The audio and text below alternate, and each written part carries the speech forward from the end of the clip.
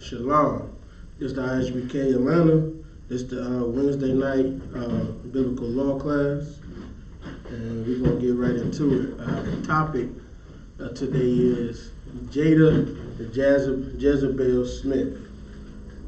All right, anybody familiar with Jezebel? All right, Jezebel. You can go ahead. Yeah, she like one of the first known whores in the Bible. Yep. Well, necessarily, she wasn't a whore as in slept with a bunch of men, but she was whore in another way. We're gonna bring that out. Everybody, it's like a Christian thing. Everybody think of her as being a whore, right? But that's not the evil that she's known for doing. You get what I'm saying? Just like anything, when you learn, like when you're a Christian and you learn certain things, you're gonna learn it through the Christian lens. You're not gonna learn what the truth of matter. Well, Conference line. Huh? Conference line. What was that? Conference line. Conference line. Oh yeah, I'm on the conference line. Right. This on. All right, who just joined?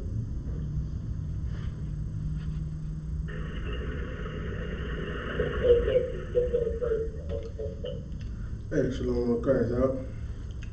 All right, so that's the topic. It's talking about Jada Jezebel Smith, right? All right. Now we all know, we've seen it all, how basically she emasculated Will. You see, she's done that all over and over and over again, right? The first thing that happened was, when it came out, the story about her having an affair with her son's friend, August Alsina, right?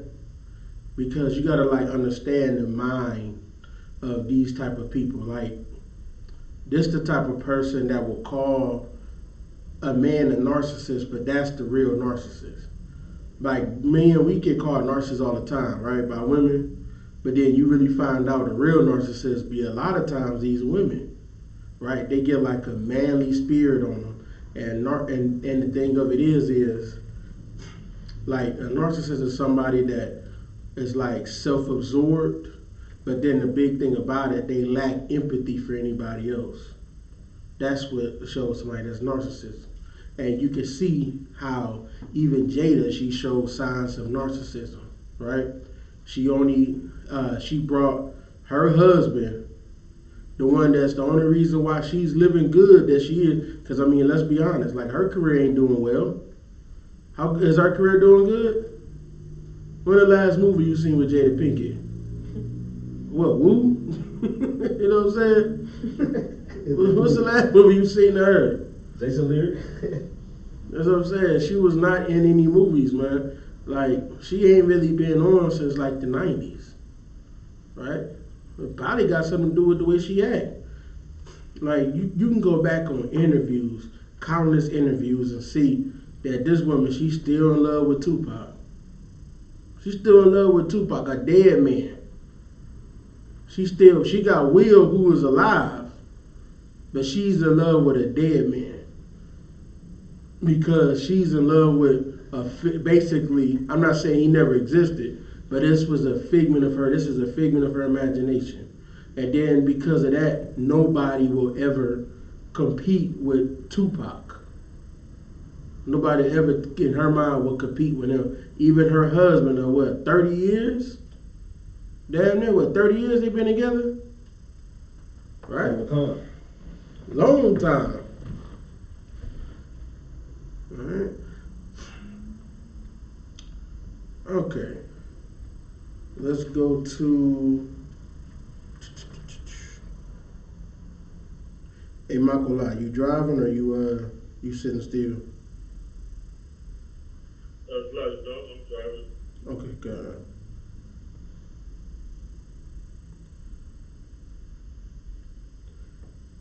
All right.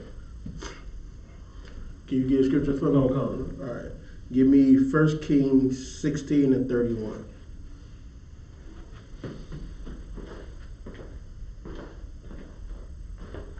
First Kings 16, verse 31. And it came to pass as if it Wait, had... Sly, go to 29 first. Okay. Slide. 1 Kings 16, verse 29.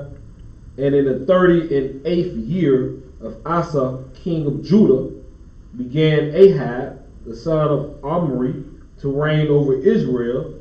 And Ahab, the son of Omri, reigned over Israel in Samaria 20 and 2 years. Yep, so he reigned for 22 years. This is King Ahab, right? I believe he's of, you think he's an Ephraimite, right? Keep going. Verse 30. And Ahab, the son of Omri, did evil in the sight of the Lord above all that were before him. So he did so much evil. He did more evil than the people before him. So he did more evil than Solomon, Saul. I mean, just pick a person. He's done more evil than them, man. All right, keep going. Verse 31. And it came to pass, as if it had been a light thing for him to walk in the sins of Jeroboam, the son of Nebat. Okay, anybody knows who Jeroboam is?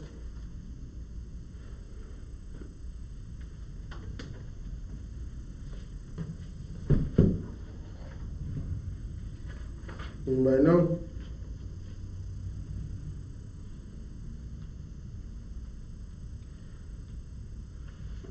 All right. This is the Bible dictionary. Right here, that's the pictorial Bible dictionary, right? So it's gonna have a lot more in it than, you know, than the one that they have, you know, the compact one. All right, Jeroboam, right? The people are great. That's the name. That's what his name means. My kinsman is great. All right. Son of Nebat from the tribe of Ephraim, and of Zeruiah, a widow.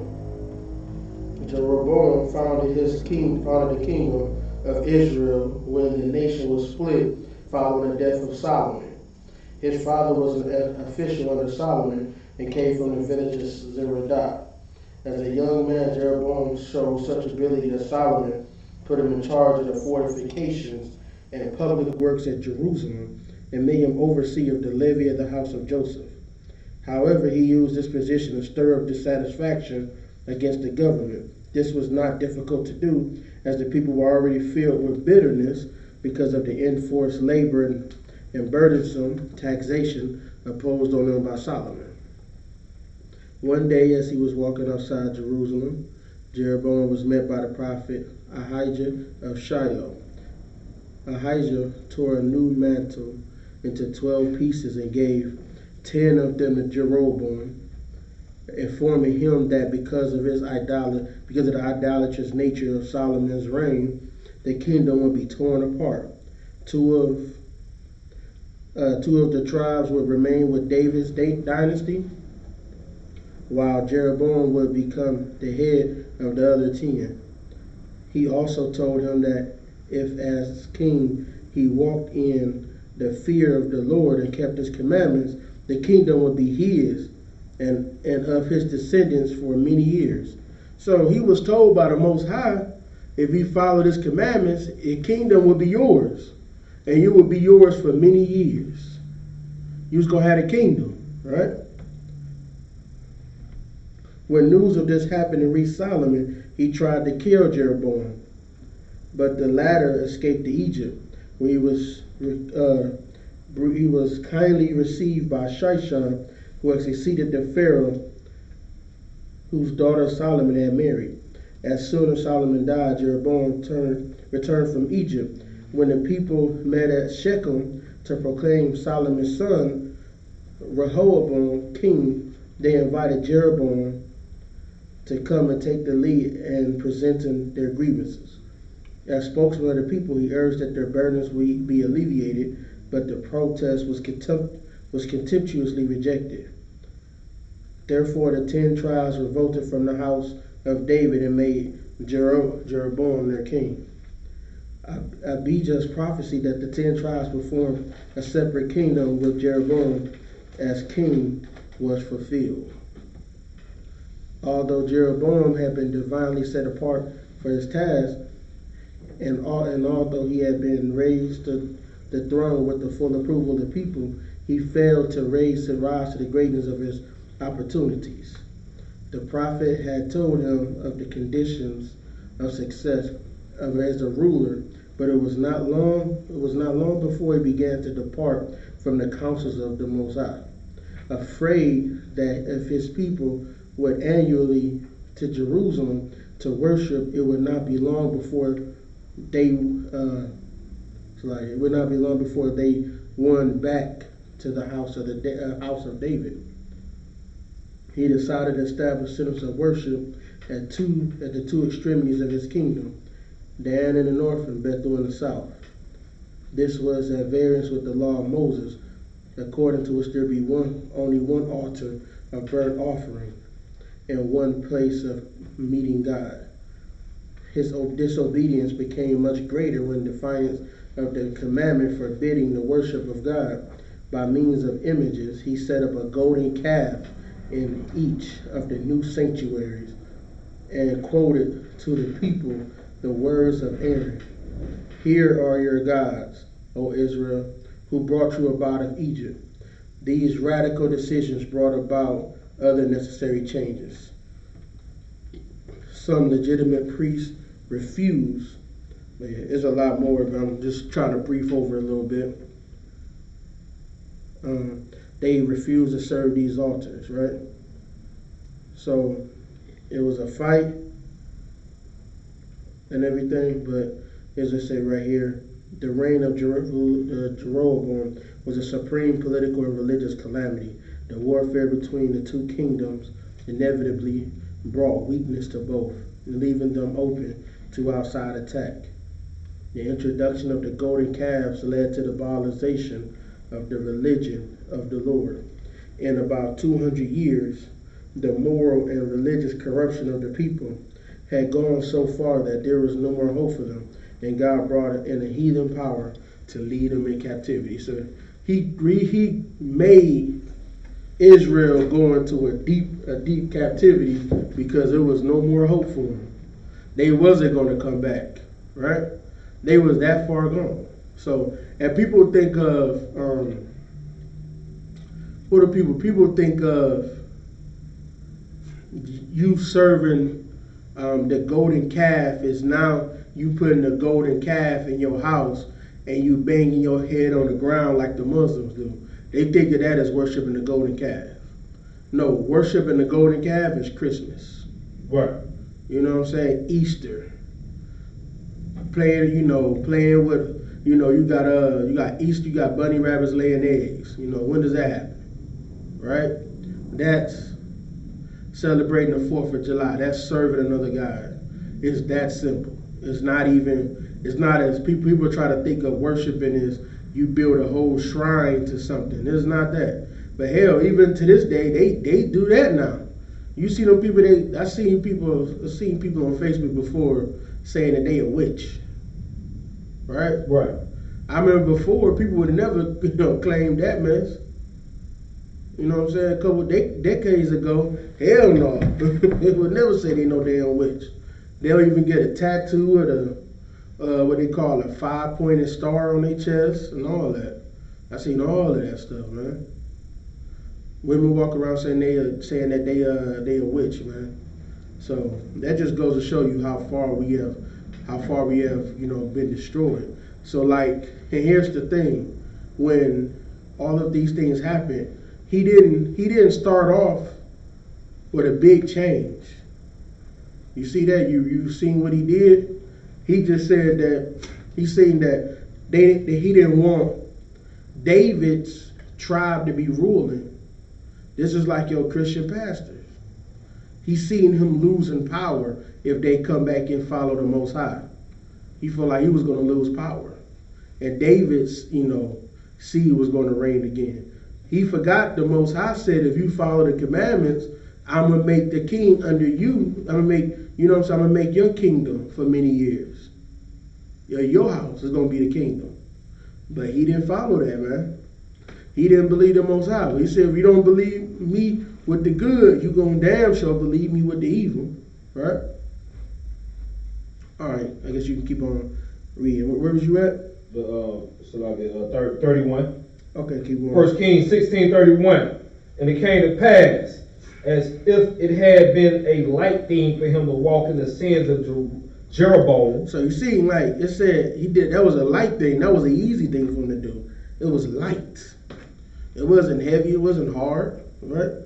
To walk in the sins of Jeroboam, right? Keep going. The son of Nebat, Mm-hmm. that he took to wife Jezebel, the daughter of Ethbaal, king of the Zidonians. And All right, you see the Zidonians. He took a king of the Zidonians' daughter to marry. Anybody know what nationality the Zidonians are? So, Hamites. God. Just like me. He already said it, the Hamite. Who's that, Azar? What's going on, Shalom on first? Shalom, sir. Tomorrow, so. I'm 12 about. So yeah, just people next door. That's who they is. The Ham. Right? That's who she was a Hamite. All right, keep going. And went and served Baal. Went and served Baal. Keep going. And worshiped him. And she worshiped Baal. So like I said, it doesn't start like people think it's just you got to just take a complete left, side turn to start serving another God. No, it's just as simple as you go in and you say happy birthday to somebody. It's that simple. Go ahead.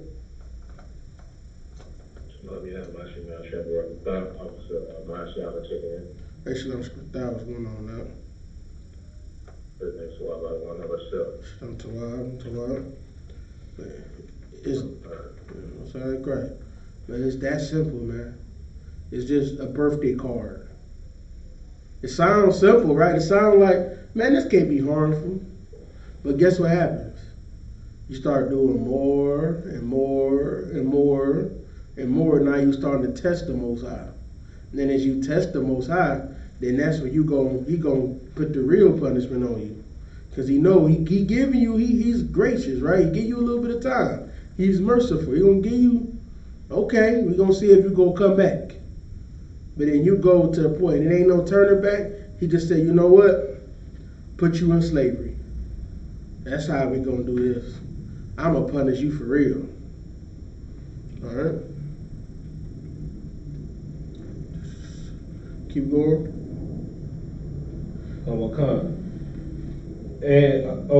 And worship him. So Baal. Verse 32. And he reared up an altar for Baal in the house of Baal, which he built in Samaria. So then now he put a whole damn altar about for Baal, man. Like I said, it was small things, man. He just said, you know what? I'm just gonna marry me a heathen. You know what I'm saying? And then what she started doing little things, it's like you going to go marry a Christian. This is what you can think of it as. You go marry a Christian, right? What did she start doing? She gonna still celebrate Christmas, birthdays, all these things, right? And because you love her, you're going to eventually start to, because what women want a lot of times, they try to they try to seduce you so that they can get you, the more they can get you to do, the happier that they feel. You ever notice that about women? The more they get you to do, the happier they feel. So it's like, if they can convince you to do this, like, okay, he ain't get, I need him to cut the grass. So then if she use whatever tactic she want to use to go cut the grass, and she'll try to, I'm trying to think of a good way. she'll try to manipulate you into doing something that she wants. I'm just using cut and grab. It could be anything. You know what I mean? It could be. You know. She could just want something, a new bag, a new purse, a new something like that. She would try to say to you that you're wrong for saying she don't need it, and she'll convince you in your mind that she's right and you wrong. Right? Right. Keep going. Come. And verse 33, and Ahab made a grove, and Ahab did more to provoke the Lord God of Israel to anger than all the kings of Israel that were before him. So now he did done even more. He done made a grove, man. So he went from doing, little things, just marrying the heathen. Now he just said, you know what, the hell with all of it. Keep going. Verse 34, and his days in Hail, Oh, no, you can skip that. That's not what I'm going to be at. Give me 1 second. All right. Now you want to skip to chapter 18. All right. Sorry, verse 1. Mm-hmm. 1 King 18, verse 1. And it came to pass after many days that the word of the Lord came to Elijah in the 3rd year, saying, Go, show thyself unto Ahab, and I will send rain upon the earth. He said he told Elijah to go to Ahab, right? Because something about to happen, right? He said he about to send rain upon the earth. You can read in the chapter 17 to see why he was about to send rain. But all right, keep going. Verse 2. And Elijah went to show himself to Ahab, and there was a sore famine in Samaria. So he went into Ahab, and it was a sore famine. Samaria is like the land of the north. It's kind of like where the northern tribes lived at. That's where they lived at in Samaria. All right, keep going. And Ahab called Abijah, which was the governor of his house. That's Abijah, which is Obadiah, right? Obadiah. Obadiah. Yeah. His name is Abijah. That's his Hebrew name. Keep going. Now Obadiah feared the Lord greatly. So he feared the Lord greatly. All right, keep going. For it was so when Jezebel cut off the prophets of the Lord that Obadiah took 100 prophets. So it was the time Jezebel, she cut off the prophets. She did something to him, man. And he took 100 of them. Keep going.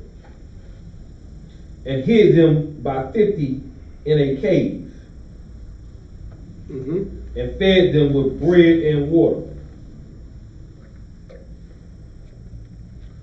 I ain't gonna say no names, but y'all know about that bread and water, right? Certain brothers know about that.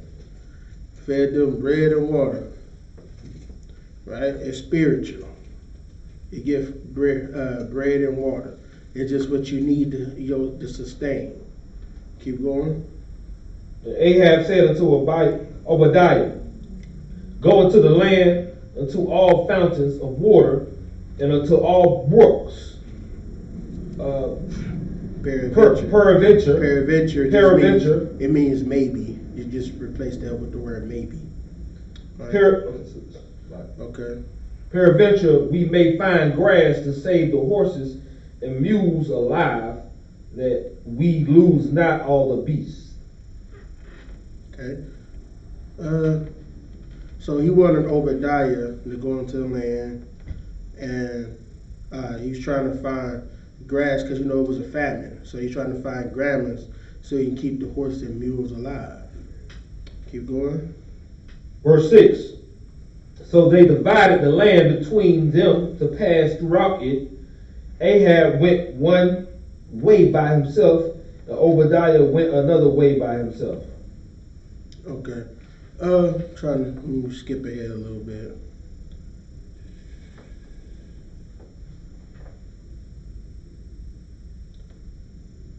Okay. So then now they wanted to, Elijah had to go into Ahab, right? So this is where we go into that. Go to 17. Verse 17. Mm-hmm. Come.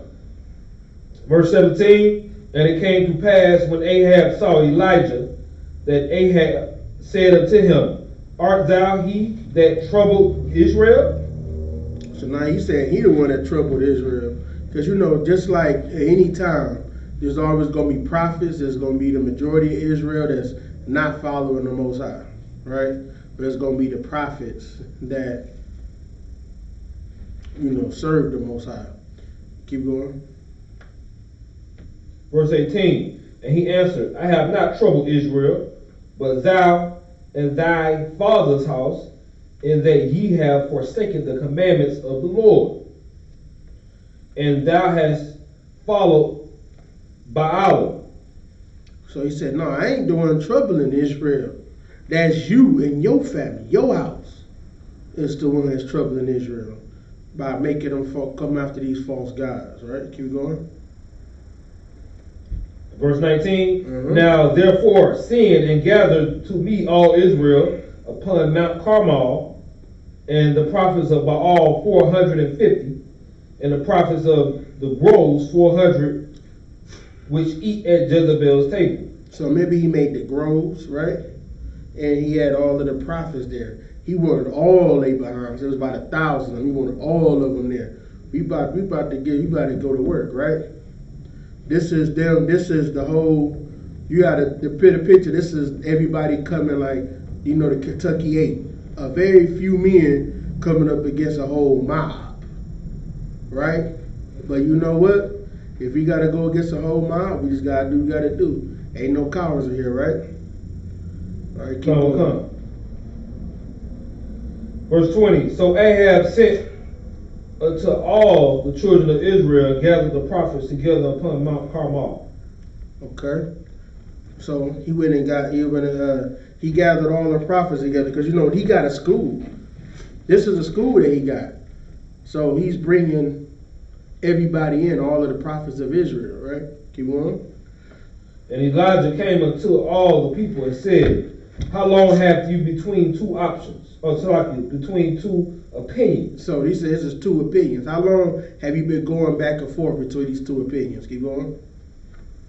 If the Lord be God, follow him. But if Baal, then follow him. And the people answered him not a word. So he said, okay, how long y'all been between these two opinions, right? So he said, okay, if Baal be God, we gonna follow. We gonna solve this. That's the one thing that was so heavy about what Captain Zaryak was saying when he's going out with debates. What he's doing is he's showing the fallacy of all of these different religions. He's showing the fallacy of them.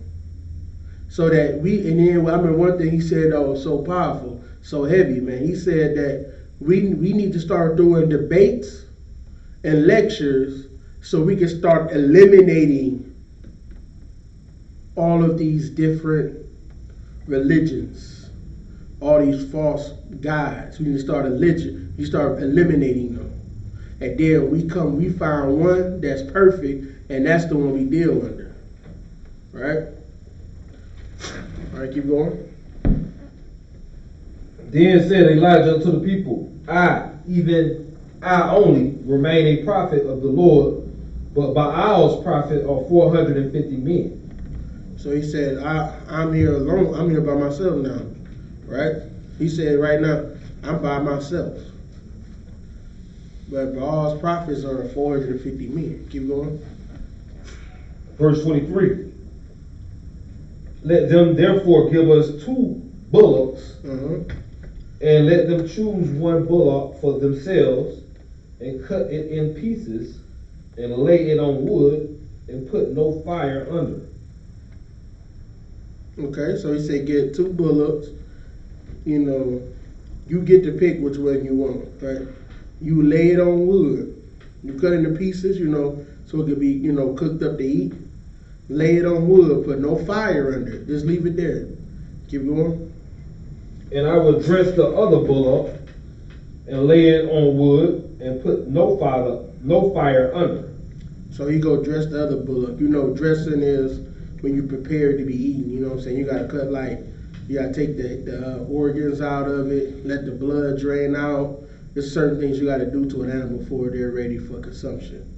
Okay? Keep going. Verse 24, and call ye on the name of your gods, and I will call on the name of the Lord, and the God that answered by fire, let him be God.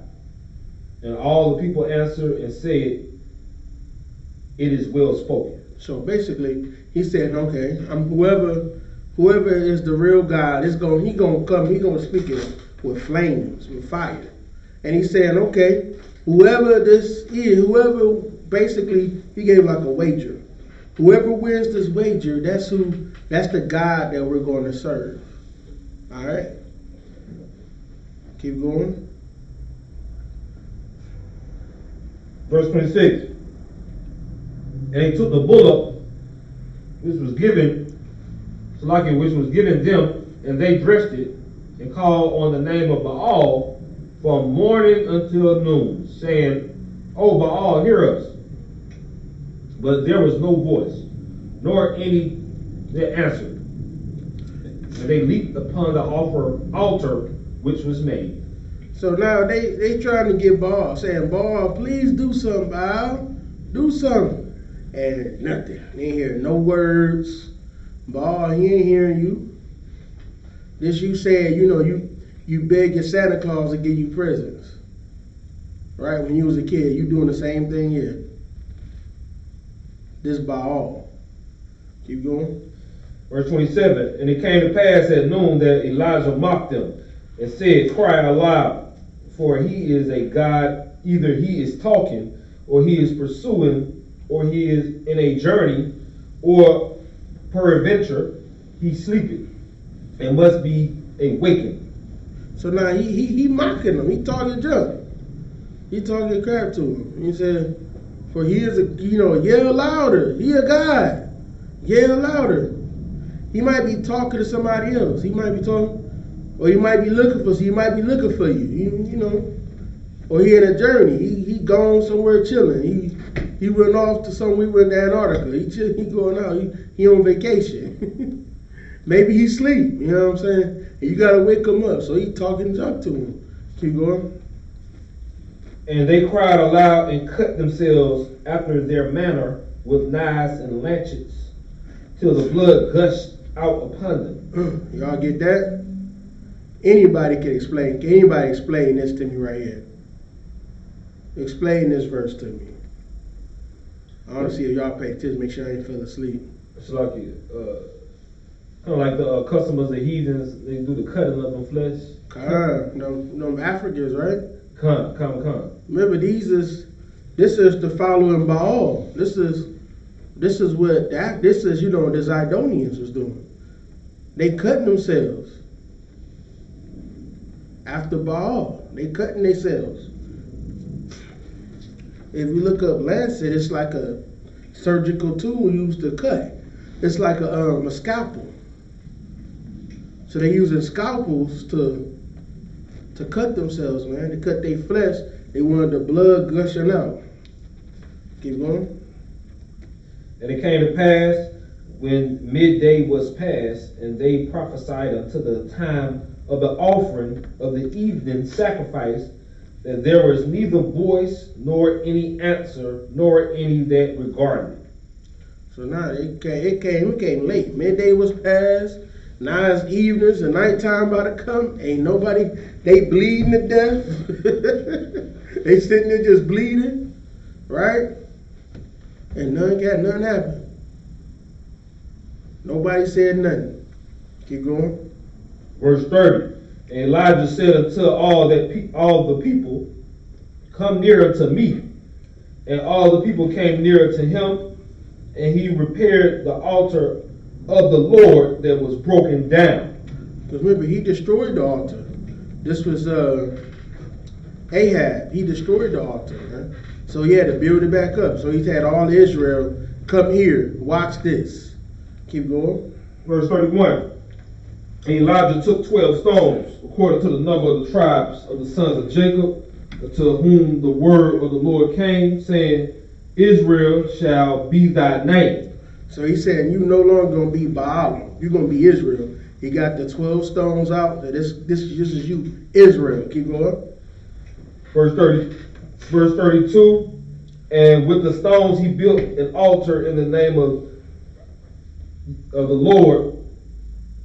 And he made a trench about the altar as great as would contain 2 measures of seed. So now he had made an altar and he put a little, trench in there so you could put seeds in there. Keep going. And he put the wood in order and cut the bullock in pieces and laid him on the wood and said, fill 4 barrels with water and pour it on the burnt sacrifice and on the wood. So now he's saying, get 4 barrels. He put it on, he made the wood ready so it could hold the bullock, right? Get the fire ready with the firewood ready. But he said, you know what? Pour some water. Get 4 barrels of water. So I'm not kindling a fire somewhere, right? Because he's going to make this blatantly obvious that there's only one God. Keep going.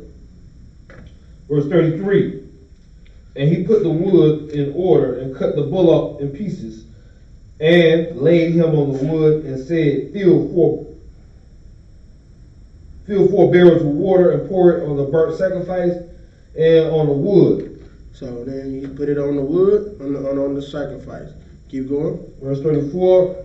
And he said, do it a second time.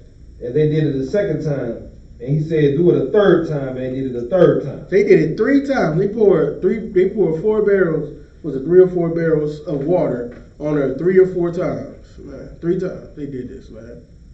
So it's just full of water. No way it should be in the light. Keep going. Verse 35. And the water ran round about the altar, and he filled the trench also with water. So when that happened, all the water fell down, and it fell into the trenches, because the trenches was all about it, right? It was all circled around the altar he had. Keep going. And it came to pass at the time of the offering of the evening sacrifice that Elijah the prophet came near and said, Lord God of Abraham, Isaac, and of Israel, let it be known that this day that thou art God of Israel, and that I am thy servant, and that I have done all these things at thy word. See, the Most High told him to do this, right? And he said, let it be known, I'm your servant. So you can tell this is black people right here. Right? Let it be known. Who say that, man? Who say let it be known? You ever heard a devil say let it be known? Wow. That's what I'm saying. This is all book, man. This is all book. We talk the same way now. Right?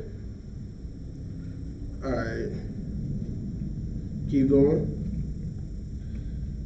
Verse 37, hear me, O Lord, hear me, that this people may know that thou art the Lord God, and that thou hast turned their heart back again. So he said, he's begging the Most High, hear me, so that you can turn these people's hearts back to you again. Keep going. Verse 38, then the fire of the Lord fell and consumed the burnt sacrifice and the wood and the stones and the dust and licked up the water that was in the trench. So it removed all the water that was around. It just drank the water. The fire is that great, right, that it got rid of all of the water. Keep going.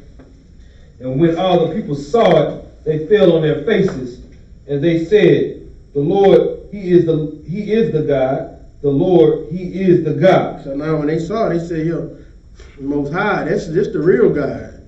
It ain't this other God, Baal. Nothing happened. He must still be asleep, man. You know what I'm saying? This is Egypt. This is Egyptology in a nutshell. They serving the dead. This is a dead man. Anybody know who Baal was? in real life? Anybody know?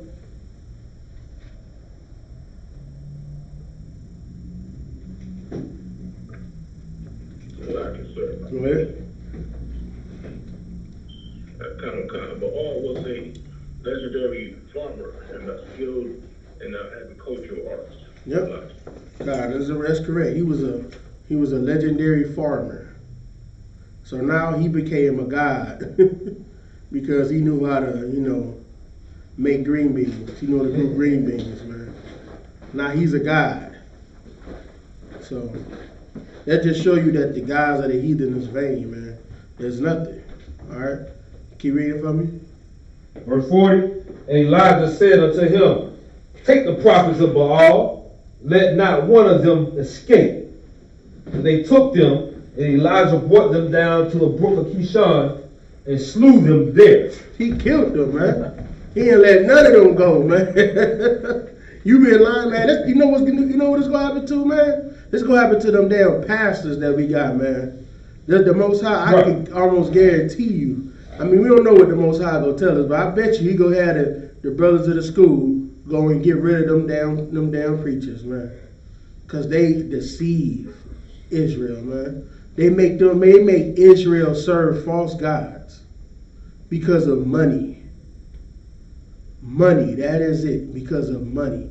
You heard about Jeroboam. They said his whole his reign, his rule was all political. It wasn't about serving the Most High, it was political. Politics. Right? Well, politics is really just gaining power. Right? That's what politics is. That's what's really like, in a nutshell, that's what politics is. All right, keep going.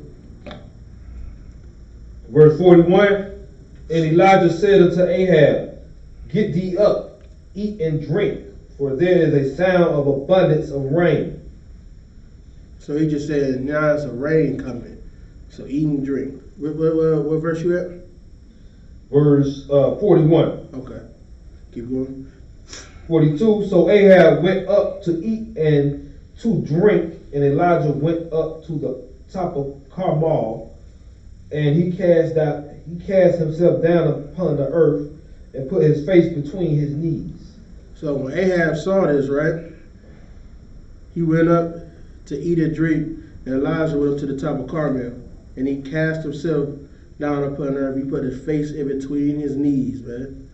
You know what that is? Anybody put your face between your knees? What's that?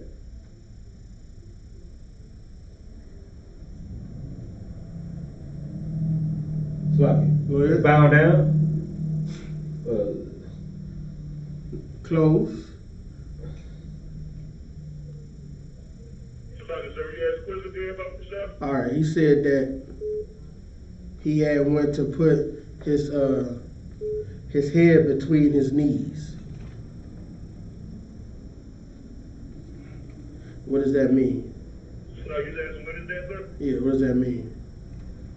Is that meaning shame? Like put your head in his book? It's shame, yeah, but what is he doing?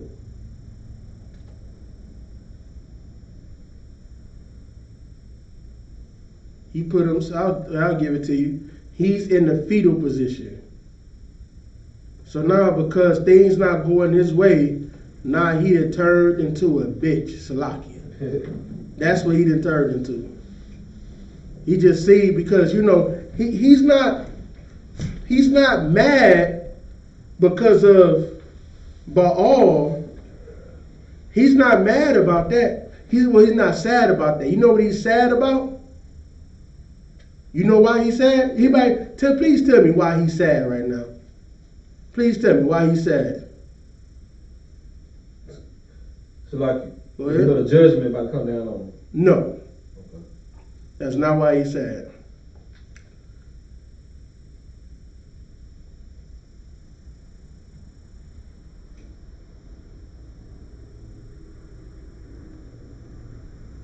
Anybody know?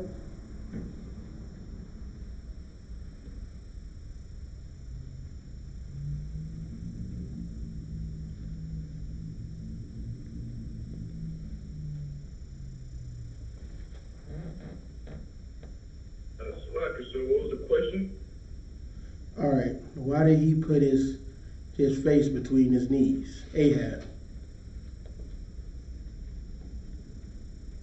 Salaki, sir, was he embarrassed?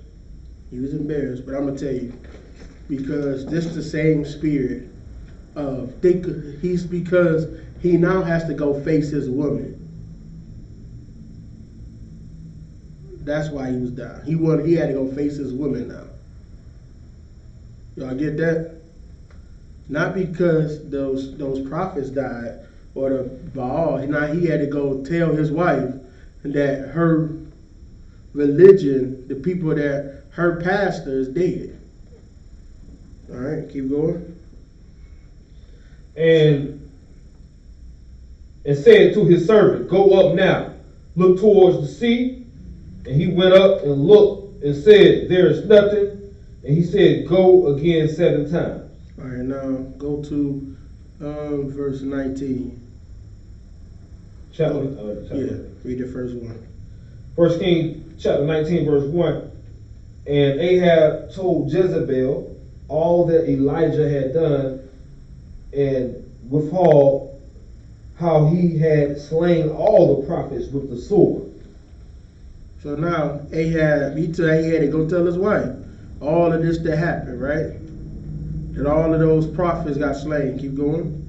Then Jezebel sent a messenger to Elijah, saying, so let the gods do to me, and more also, if I make not thy life as the life of one of them by tomorrow about this time.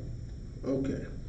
All right. So Jezebel, she sent the messenger unto Elijah, saying, so let the gods do to me, and more also, if I make not thy life as the life of one of them by tomorrow about this time. If I don't make if I make not thy life as the life of one of them tomorrow by this time. So he said,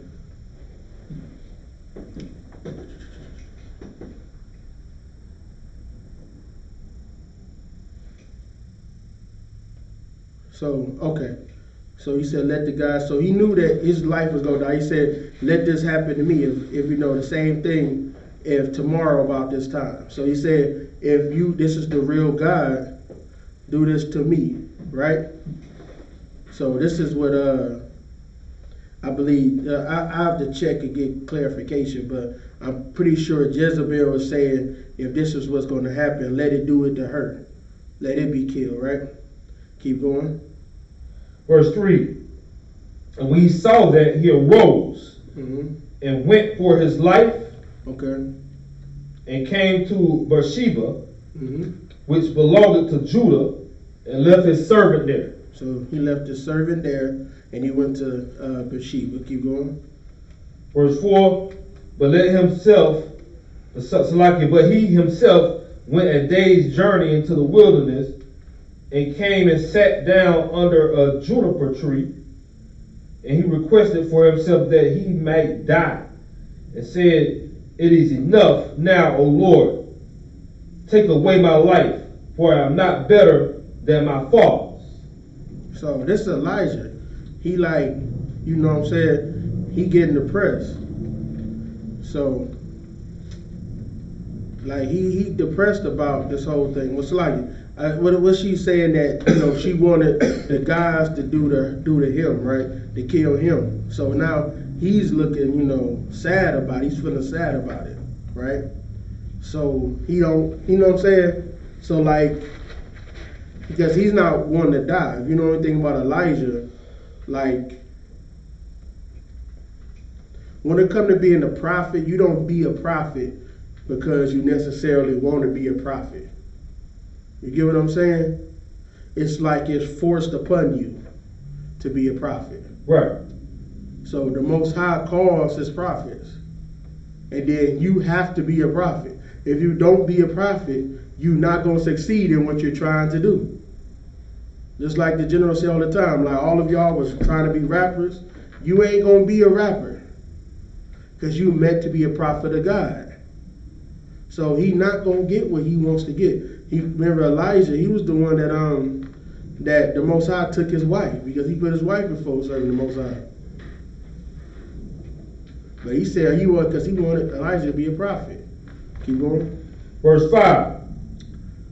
And as he lay and slept under a juniper tree, behold, then an angel touched him and said unto him, Arise and eat. So he laying here by a juniper tree, and the angel touched him saying, Get up, eat something. Because he just not want to eat nothing. Keep going. Verse 6. And he looked, and behold, there was a cake baking on the coals, and a cruse of water at his head. So it was cake, bacon, and so you know, cake is like, it don't mean like a birthday cake. It just means like a piece of bread, right? And he had cruse of water. It was like a device to hose water on his head.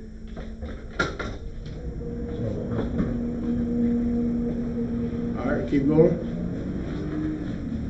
And he did eat and drink and laid him down again. Come.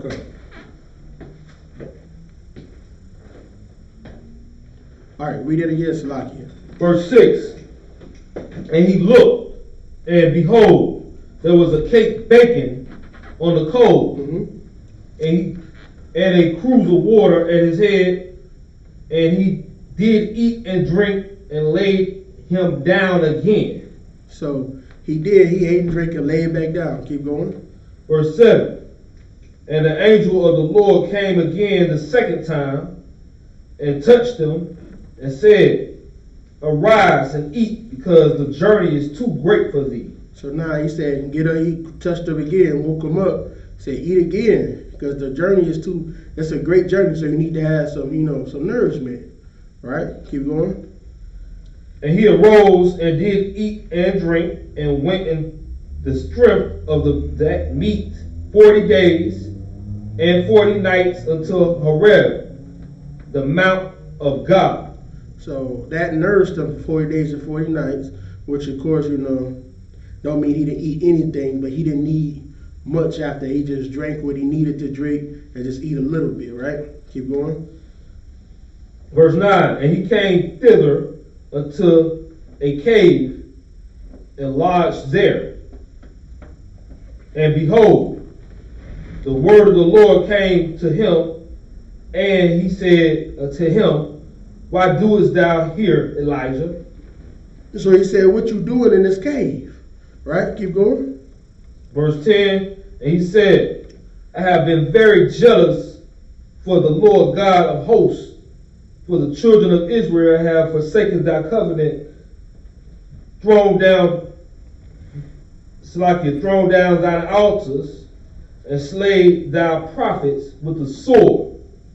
And I, even I only, am left, and they seek my life to take it away.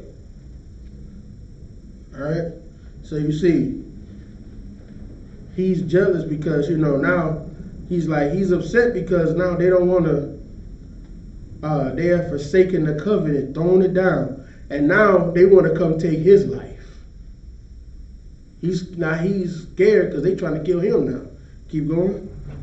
Verse 11, he said, Go forth and stand upon the mount before the Lord.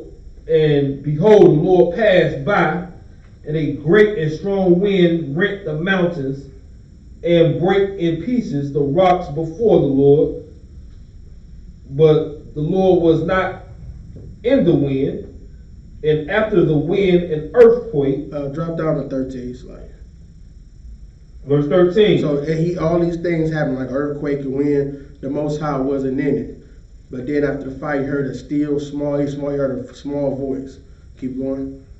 Verse 13. And it was so, when Elijah heard it, then he wrapped his face in his mantle and went out and stood in the entering in of the cave. And behold, there came a voice unto him and said, Why doest thou here, Elijah? So now you see again, he's in that cave, man. He said, What you doing here? Right? What you doing in this cave? Right? All right. So then he said the same thing. They coming to take his life away, right? Go to 15. Verse 15, and the Lord said to him, Go, return on thy way to the wilderness of Damascus, and when thou comest, anoint Hazael to be king over Syria. Syria. Syria. Keep going.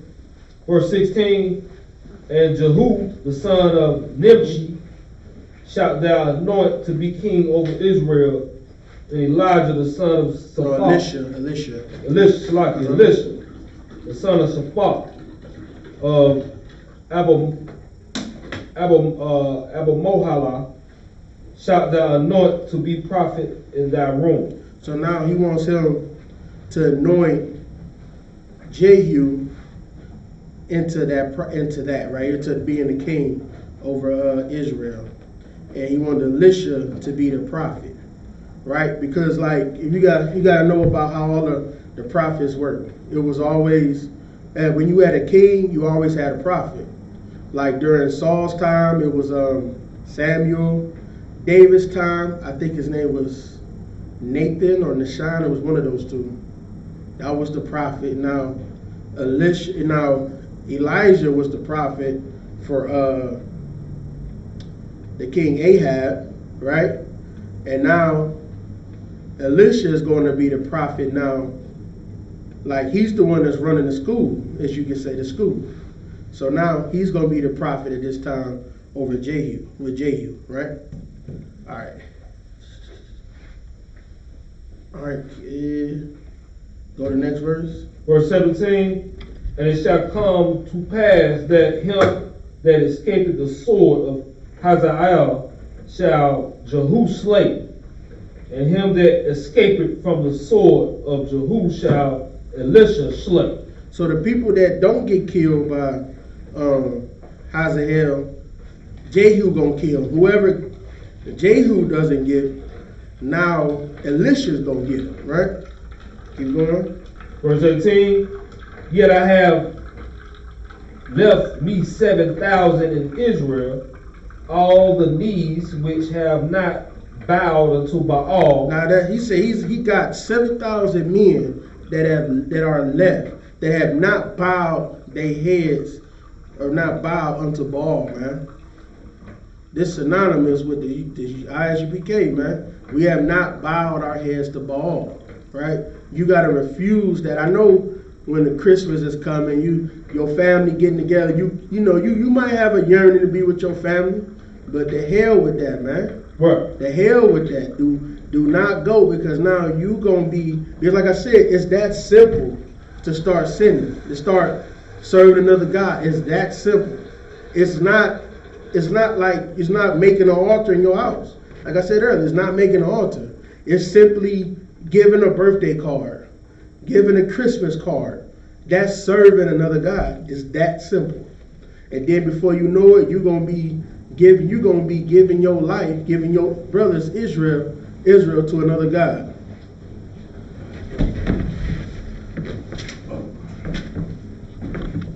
So like I said, this conference call is on here right here. It's on the iPad. So it's clapped up there.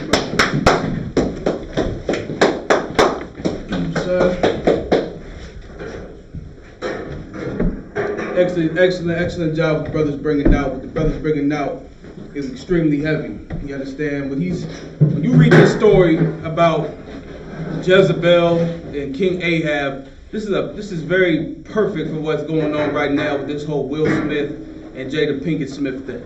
You understand? In the crisis kingdom and in the Israelite School of Universal Practical Knowledge under Commander General Yohanan, it is illegal to be a man like Will Smith or a woman like Jada Pinkett Smith. You understand? Like what the brother's bringing out, what he was just saying was so important, because that spirit of, and it's carnally, it's in a lot of brothers, it's in most men, you know what I'm saying, coming out of this captivity, coming through Christianity, heavy Christianity is really where it really comes from. And being under this oppressor who puts a woman on high and brings a black man very low. You understand? When you start to When you come into the truth and you start to fight all the demons from your family, fight all the false religions and everything like that, you may start to feel a certain way. You may start to get weak around Thanksgiving and Christmas and New Year's and Valentine's Day. And why is that?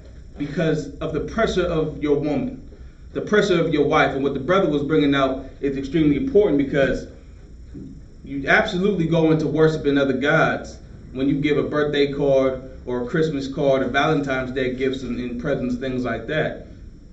But what you really have to understand is, who are you making your God?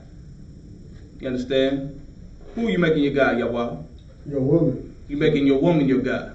You understand? You're making your woman your God, and it goes into, the so-called Virgin Mary. It goes into all these things that the Christian church pushes. You understand? And you have to fight that carnal lust in you to want to serve your woman, because it's in you. It comes from, all the way back from Adam. To want to serve your woman, to listen to your woman, and you have to take on the burden of ruling over your family. And in this society, it's not the easiest thing in the world to do. You know what I'm saying? That's why in the Israelite School of UPK, under Commander Yohana, you get taught to lead your family. You get taught how to rule over a woman in righteousness. You understand? And you must do it. You must do it, because if you don't do it, you destroy that woman, you destroy the children. If you let her lead that house, your house is going to fall. You understand? And you have to go against your oppressor, who when they say things like happy wife, happy life. Now you got to go against that, because that's pushed 24/7 in this society. You understand? And according to the Bible, it's completely opposite. You know what I'm saying? A man has to stand on these laws, statutes, and commandments and lead his family. Give me Genesis 3, verse 16. Oh, God. You know what I'm saying? Because when you go to all these discussion panels, when you go to the, the podcast and all these things, they're having all these marital, advice and relationship advice, but nobody's going into these scriptures. Nobody's saying what the Most High wants done. You know what I'm saying? We could go all into the colleges and what psychologists say and compromise and what a marriage is, but ultimately, you got to go back into these scriptures. And that's why so many families are destroyed in the black community, because we are going 100% against what the Most High wants.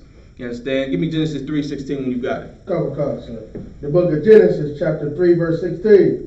Unto the woman he said, I will greatly multiply thy sorrow. I will greatly multiply thy sorrow. Go ahead. And thy conception. In thy conception. Read on. Come. In sorrow thou shalt bring forth children. In sorrow you're going to bring forth children. When you see a woman going through all the pains, and it's a heavy thing. When you see a woman going through all the pains of childbearing and being pregnant, and the headaches and the morning sickness, you understand, and gaining weight and all these things, and the water retention and everything that could be going on, high blood pressure, all the things that can happen when you're carrying a child, all the way up until you give birth, that's coming from the Most High. They say, like, when a woman gives birth, you understand, it's like the closest she gets to death. You understand? And that's coming from the Most High. Go ahead. So like, sir, when they say that sorrow, could that also be as like, what's that? You know how like when women, they get pregnant, they have like, they go through like a depression and that, and when they had a baby too? Okay, the postpartum depression, that's... Okay. Okay, that part is more like, she shall be saved in childbearing, because that could happen. And she has to fight through that. She has to fight through, if she gets the postpartum depression and a demon, Satan coming to her saying to neglect this child, be evil to this child. You know what I'm saying? Even maybe hurt this child. Some women will do that. Some women will snap, and a lot of Edomite women will drown that baby in a tub. You know what I'm saying? To do something wicked as hell. You've seen it all the time. Sisters with, schizophrenia and all types of things going on that she needs medication for. You know what I'm saying? And the Israelite School of UPK for. Without it, you know what I'm saying, she does something very harmful to the child. But that's why it says the woman shall be, we'll get it later, the woman shall be saved in childbearing because of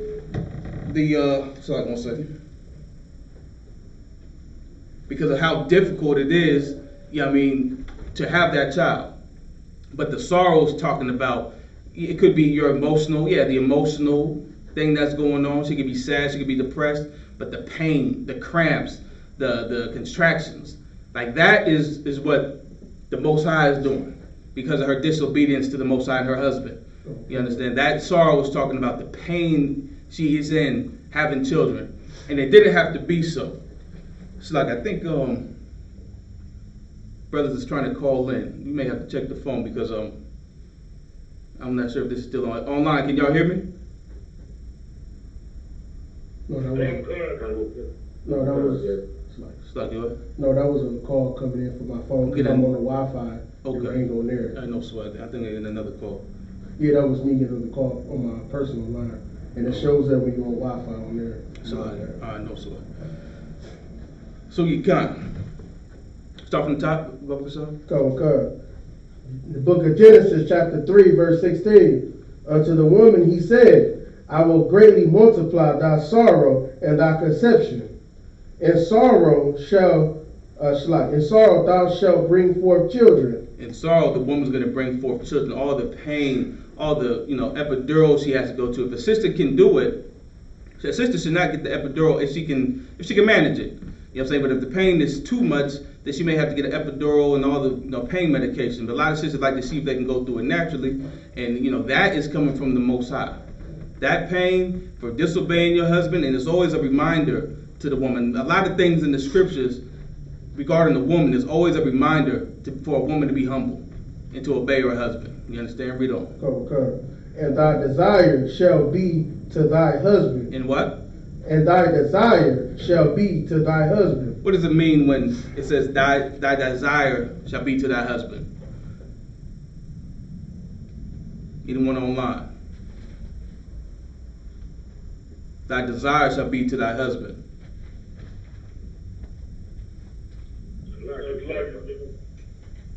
Go ahead. Yeah, I know. Go. Who's this? Yes, sir. Shalom, sir. Cesar, officer. If I may, that's the woman's desire. It serves a man because a man is her head. You know what I mean? It's a lot. Okay, give me a little more. Like you can. Her desire, but what is her desire? Give me a little more. Like it, sir. Go ahead. It's the saying like her desire is the saying like that. She's something man. Like it, sir. Yeah, she should want to. She should want to. But give me a little more. She may not want to, but you know what I'm saying? Yeah, she should. Yeah, well, you get your hand up? Come.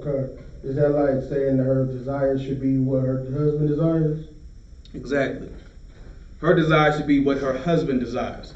Like in this wicked society, it's the opposite. It's the man's desire is to the woman. You know what I'm saying? He does whatever makes her happy. Whatever she likes, that's what he gets along with. Whatever she wants to do, that's what he does.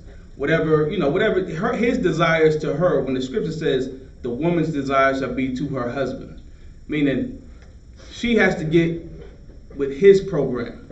You know what I'm saying? Does that mean she can't have her own thing she likes to do? No, that's not saying that's fine. But you know what I'm saying? A lot of times you see a sister that hasn't been with a bunch of men, like a virgin, she'll naturally, when she lays down with that one man, she'll naturally become like that brother. Start to like the same music. Start to like the same food. She'll start to talk like the brother in a feminine way, though.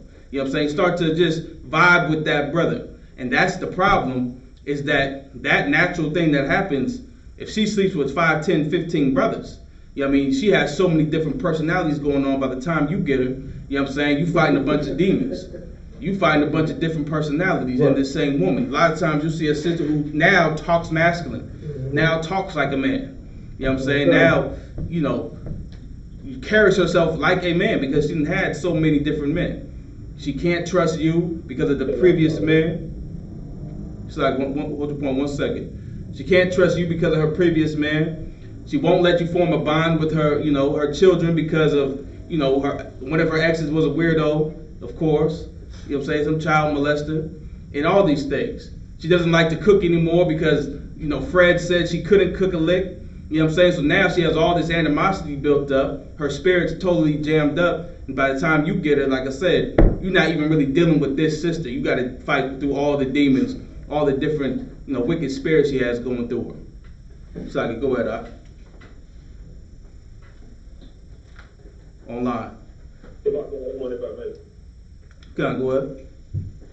I'll see how you're not checking in other one. What you just said is so heavy, and if sisters in the world will understand, when you put your body on the line like that, and you going from man to man to man, trying to, compete with a man, with being with sexual partners, you put yourself in a bind. You put yourself in a place where nobody gonna want to deal with you. Not for the simple fact that you got all these bodies on you, but because, like you said, other one, you got so many different personalities. That nobody knows what they're gonna get after, when they talk to you. Yeah, damn right.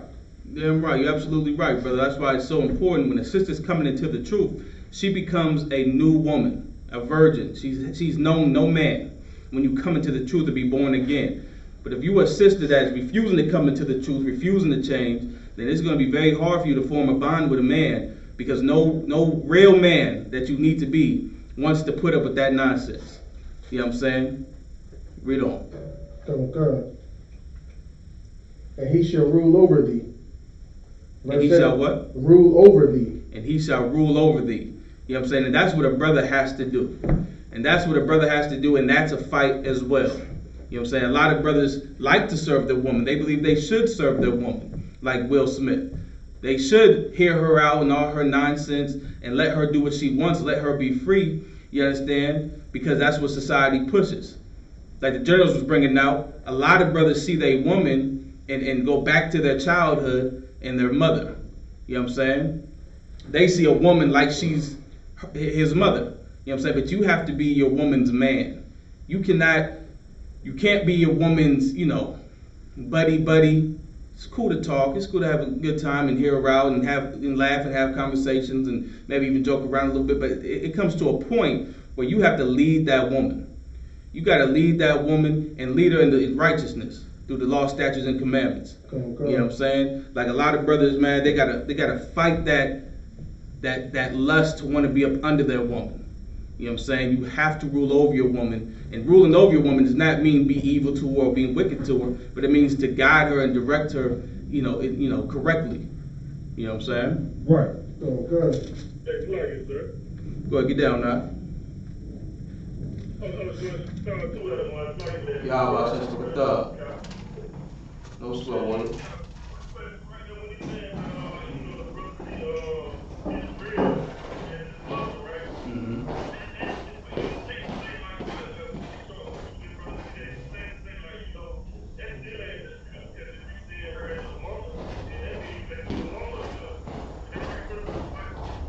Yeah, damn right. Yeah, a lot of brothers make their mother a god or a woman a god in general. You know what I'm saying? But yeah, it's no excuse. You shouldn't see your woman like your mother, though. You know what I'm saying? And that's unfortunately coming out of this society in this oppression without having fathers in the house, without, we don't go through the correct going into adulthood, going into manhood. Because a lot of times the brother is with a single mother and just lives his life like that and grows up like that and sees his mother like his woman. You know what I'm saying? It's just a whole distorted thing. It's totally against the scriptures when a man has to eventually grow into adulthood and be the Lord over his mother and his woman. You get what I'm saying? Like there's a point even in there's a point where you come out of your childhood and you're of course you're your mother's son, but you still have to be the Lord over her, the authority over her if she doesn't have a husband. Preferably she has a husband who's your father, and that's your father's woman. You get what I'm saying? And you leave the house and get with a woman, and that's your woman, and you become the Lord over her. But through Christianity and oppression in America, we don't go through those basic steps into adulthood, into manhood. You understand?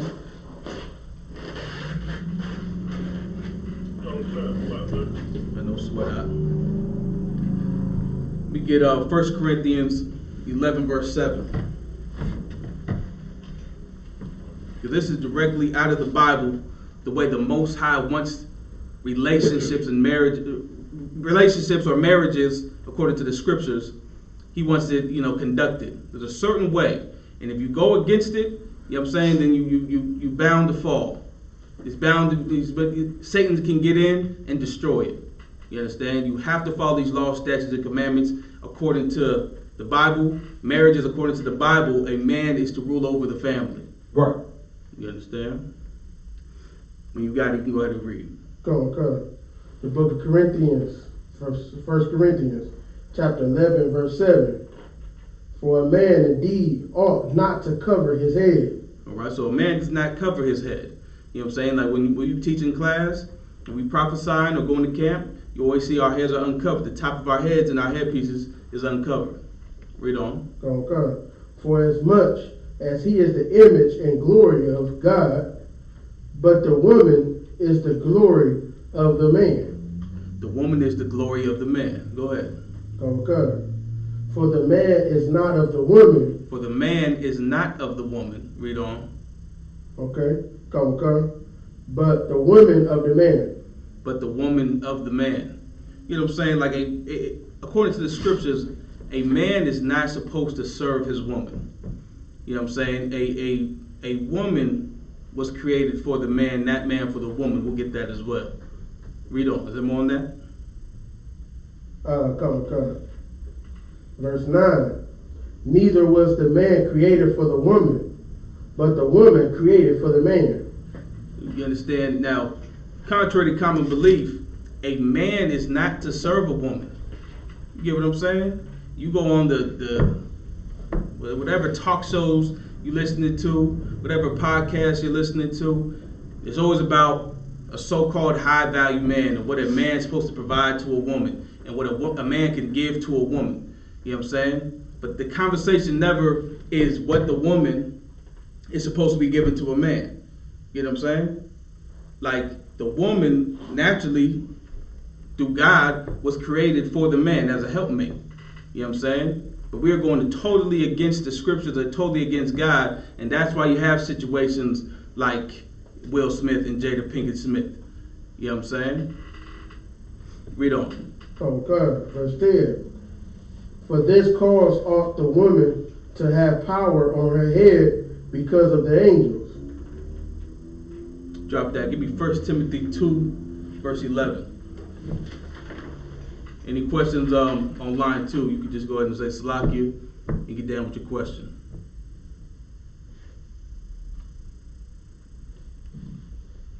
And this specifically, man, brothers in the school, like when you look at that Will Smith and that Chris Rock thing, that thing is so evil, it's so wicked, because you're letting an evil, wicked woman get in between two brothers.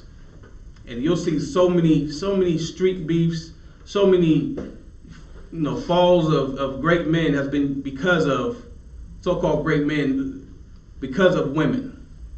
Letting women get in between brotherhood is totally unacceptable in the Israelite school of UPK. Serving your woman is unacceptable, and you have to nip it in the bud. That's why I'm bringing out that the man has to rule over the woman. That way, you don't run the risk of letting a woman break up, your brotherhood and make you feel a way about your brother. Because at the end of the day, that's what the law hangs on, those two things.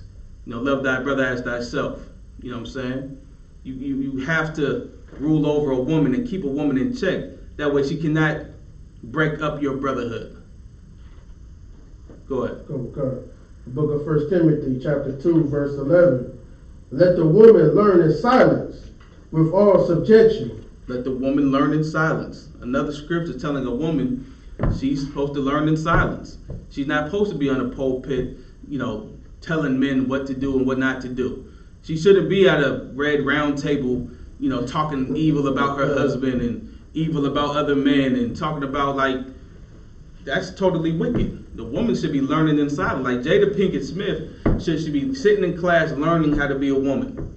She should be learning how to be meek and, kind and, support her husband, rather than sitting at a round table with other women talking about how bad he is in bed or what he wasn't providing and how she had to go to another man to get certain things and really go to another child to get certain things, and people watch and sit around the TV and watch it like it's normal, like it's all good, when it's wicked. You understand? Go good. Read on. Go good. But I suffer not a woman to teach. I what? I suffer not a woman to teach. The Lord said, I suffer not a woman to teach. A woman's not supposed to teach because what is she going to teach? She's going to be sitting around the round table talking about some silly nonsense. You understand? Talking about how Will Smith can't perform in bed, how, whatever it is. Whatever some balldagger, so-called woman pastor is teaching her congregation, they're only going to teach that a woman should rule over a man. You understand? Read on. Go. Nor to usurp authority over the man, but to be in silence. Right? She's not supposed to usurp authority over men. And so many men are so beaten down and broken down in the Christian church and in their Christian households, and they're just these quiet, humble, little mice that would never dare to speak against the oppression of the oppression of black people in America through the oppressor, the Edomites, or talk against the evil of so-called black women in America. You understand? But the Israelite school, UPK, you understand? You have to talk about it. You got to bring it up. You understand?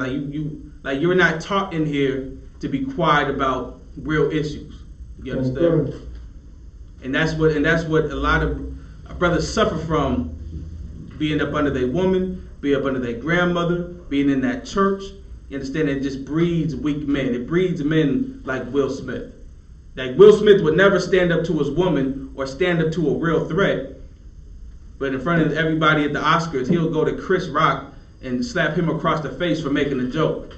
And really wasn't going to do anything until he seen the look on his wife's face. You know what I'm saying? He really wasn't going to do anything until he seen the look on his face. And that's what's so important. Like he was just bringing out about King Ahab and Jezebel. Like that's like directly the spirit. When you said he had his the brother was in the fetal position, because he knew, man, that was Will Smith. That was Will Smith in the fetal position when he looked to his side and seen his woman glaring at him, staring at him like you better do something. Not even that you better do something, but like how dare you think that's funny? Like how dare then so he got up and assaulted a brother, man.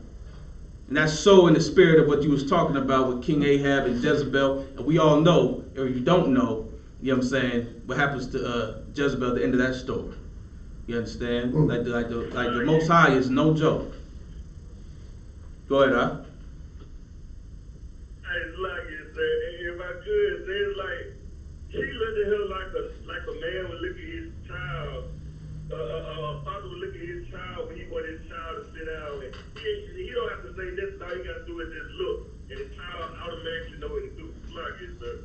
Yeah, right. That's exactly how she looked at him. You know what I'm saying? I don't know if y'all seen that picture too. I think the journal was breaking down the radio, shows a picture of them two sitting down, and she all open, legs wide open, sitting down like a man, and he next to us with his legs crossed. Now, I don't know if they took that picture being funny or what they thought being funny, but the spirit behind it is exactly what that relationship is. Like, she took on the spirit of being the man with her legs wide open, and then he gonna cross his legs over like a woman. That's how a woman sits. And then she's sitting like how a man sits. You know what I'm saying? Like, she got a pair of, stones between her legs.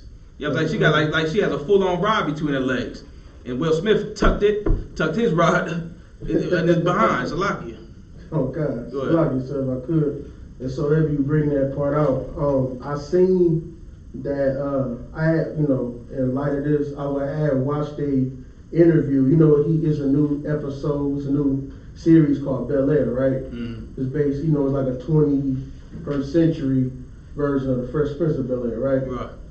So basically, I was watching an interview with the dude that's playing Will Smith in the show, and the one thing he said that was heavy was he had to pretend to be something he was not, because he is not like he looked when he was on Fresh Prince. It made it seem like he's this dude that gets a lot of women, that does all of that, but in actuality, he's very self-conscious of himself, and he probably hates himself. He wasn't the guy that was in there. I know people personally from Philly that said he was actually quiet and almost nerdy, and he just painted all day.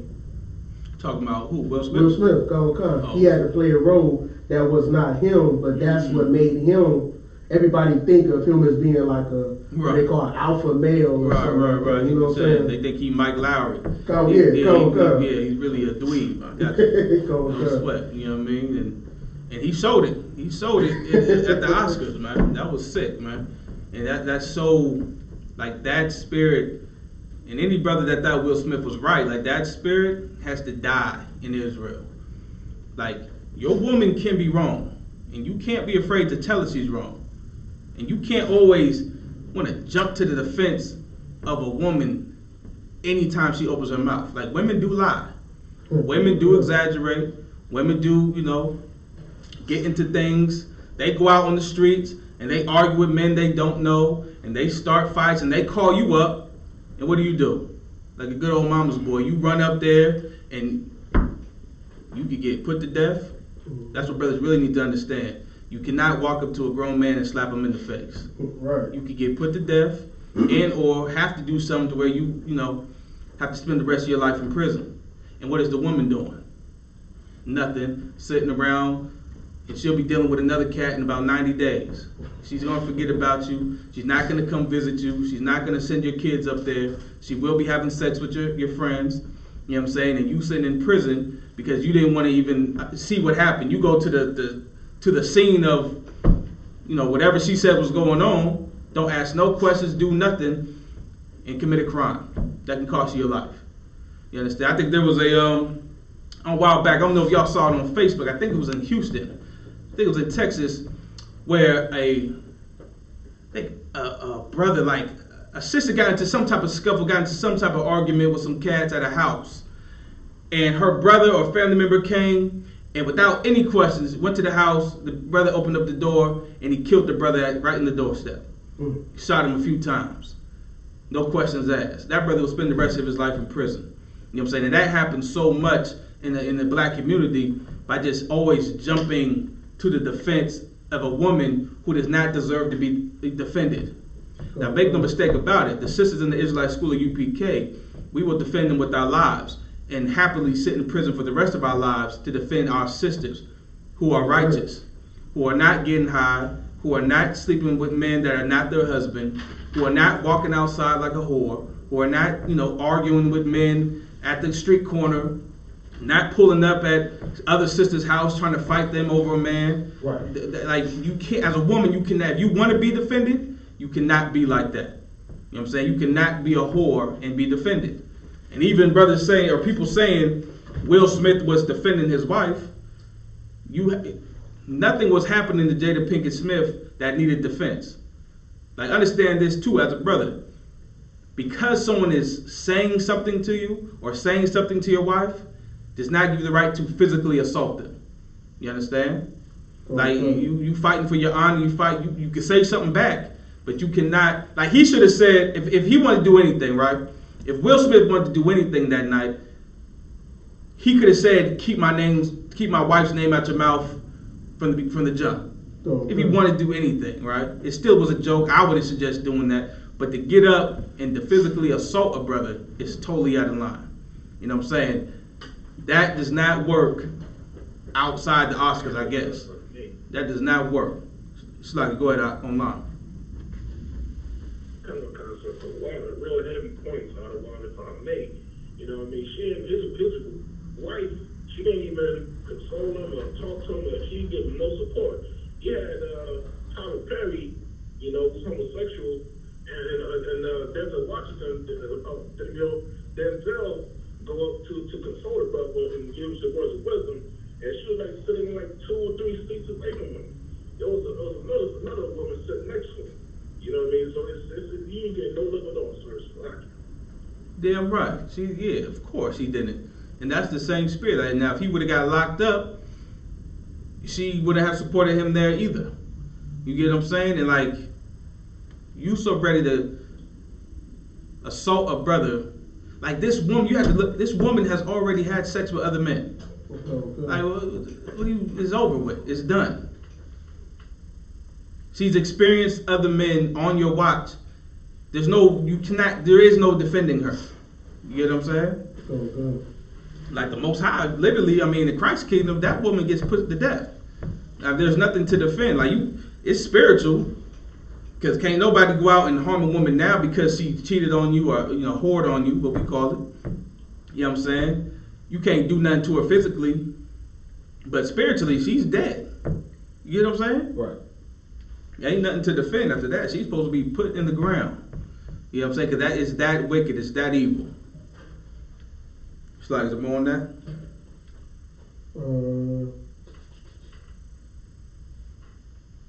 Saying, verse 13, for Adam was first formed, then Eve. Right. Adam got the truth first, then Eve. Eve was supposed to be under subjection to her husband. You know what I'm saying?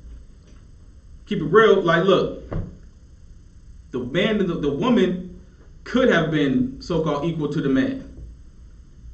But because she disobeyed the Most High had to set down a law to say, okay, well now the man will rule over the woman. And that's where it is now, because the woman brought sin into the earth. You understand? Read on. Okay. And Adam was not deceived, but the woman being deceived was in the transgression. Right. Adam was not deceived. He was obeying the Most High. The woman was deceived. Go ahead. Okay. Verse 15. Notwithstanding, she shall be saved in childbearing. Right, but like I said earlier, she'll be saved in childbearing. But to go back up a little bit, you understand where Adam messed up at was following after his woman. And that's what every man has to fight. You have to fight your carnal self that makes you want to follow after your woman. Letting your woman speak for you.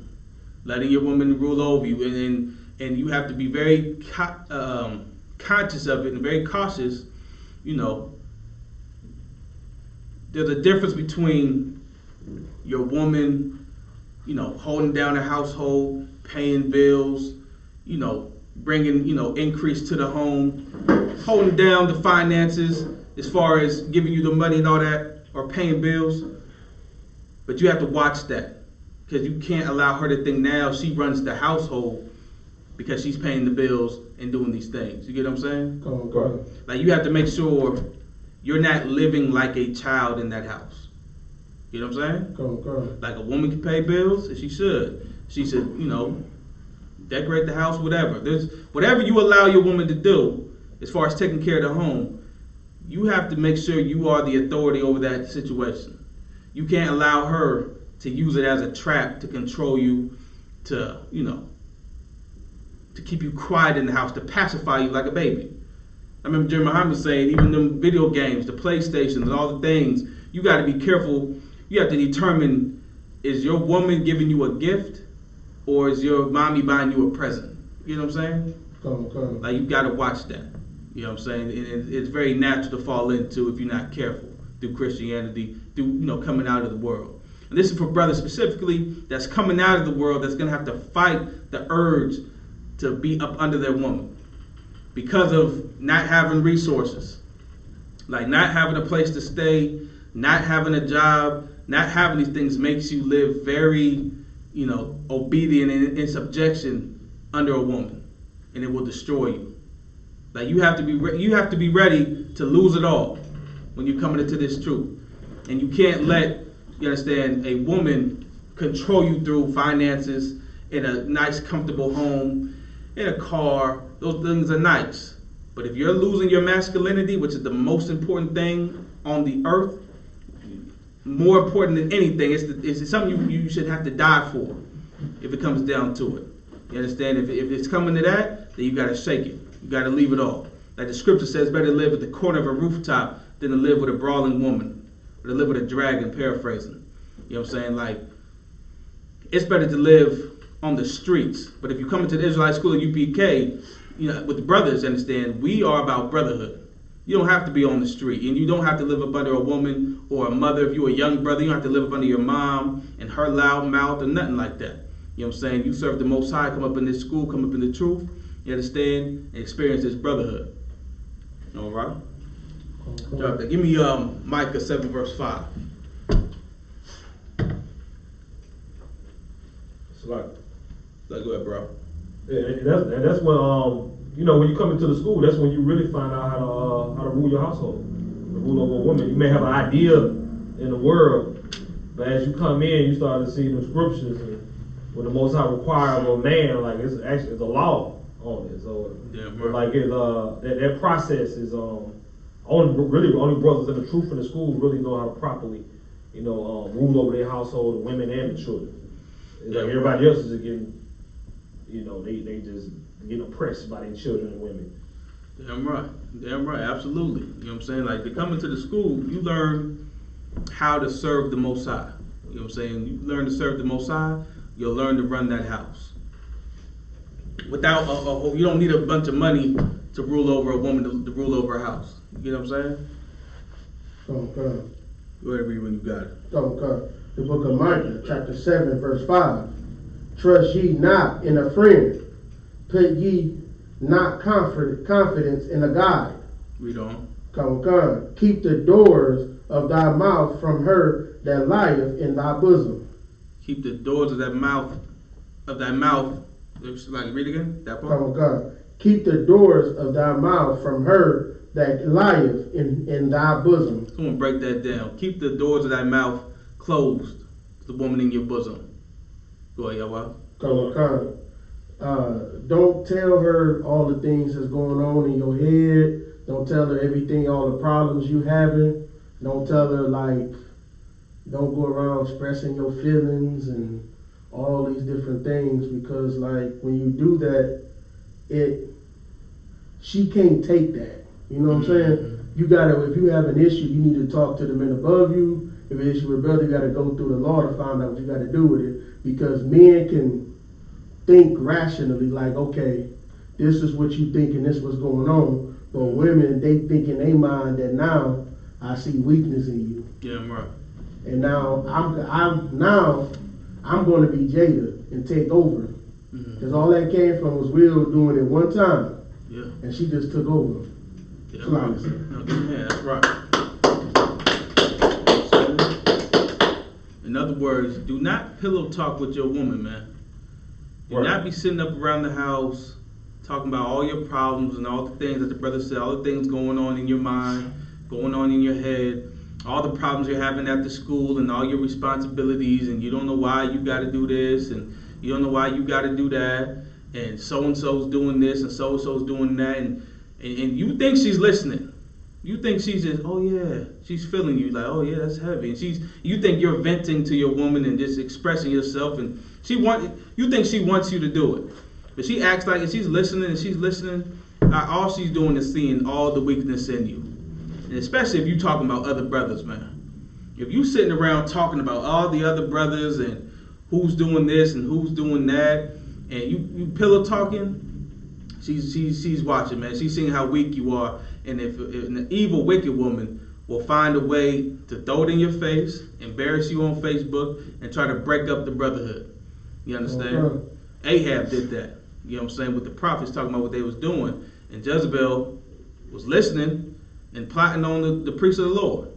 You understand? And wanted to have them put to death. You know what I'm saying? You can't do that. You cannot pillow talk with your woman.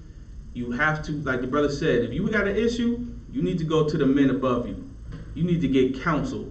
First of all, in the Israelite school of UPK, we don't vent to each other. If you have an issue, present your issue and let's fix it. We fix problems. We don't, deal with emotions and how you're feeling. If there's a problem, we got to deal with it.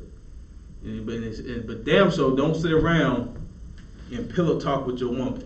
Don't be talking about other brothers to your woman. Because hell, not that this is any brother's woman in the school, but if your woman is a whore, she'll be looking to sleep with another man.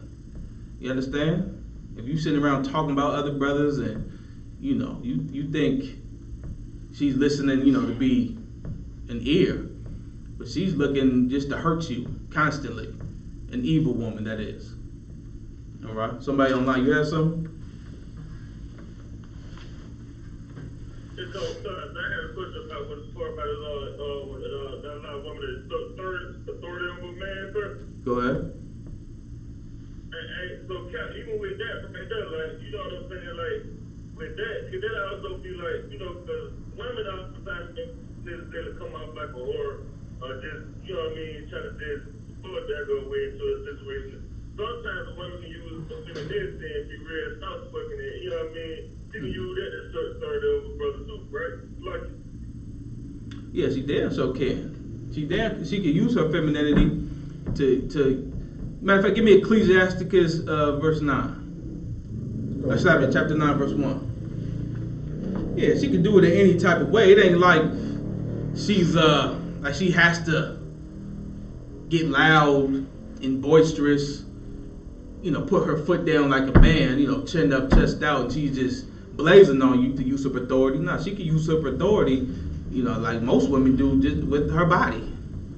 You know what I'm saying? And even a woman's gonna use, sex, hell. Whatever you're weak in, that's what a woman is gonna use. Whatever she finds out that you're weak in, she'll use that to be the authority over you. Go ahead, when you got it, going to read. Come. The book of Ecclesiasticus, chapter 9, verse 1. Be not jealous over the wife of thy bosom, and teach her not an evil lesson against thyself. Now, who can break that down? You got it? Yeah, You think? Go ahead. Come. Don't be jealous over the wife of thy bosom. Don't have any, cause if a woman, she starts doing, she can start doing better, or whatever the case is, don't have any type of jealousy or want to be in her position because of any reason. Then it says, teach her not an evil lesson against thyself, which means I'm not going to say you're going to necessarily teach her to do it, but you're going to teach her to do it by not correcting her. If you let things slide, that's the version of you teaching her you doing an evil lesson against yourself. If she starts saying something about whoever, and you don't say, you got an issue, you need to take it to that sister. You don't say that, you teaching her an evil lesson against yourself. Well, how is she teaching you? How are you teaching her an evil lesson against yourself? You got to break down that part. Go ahead. It's like maybe give me an example.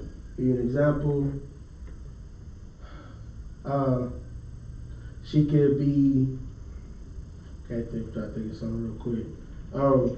It could be a lot of things. It could be give me seconds. I know, sweat.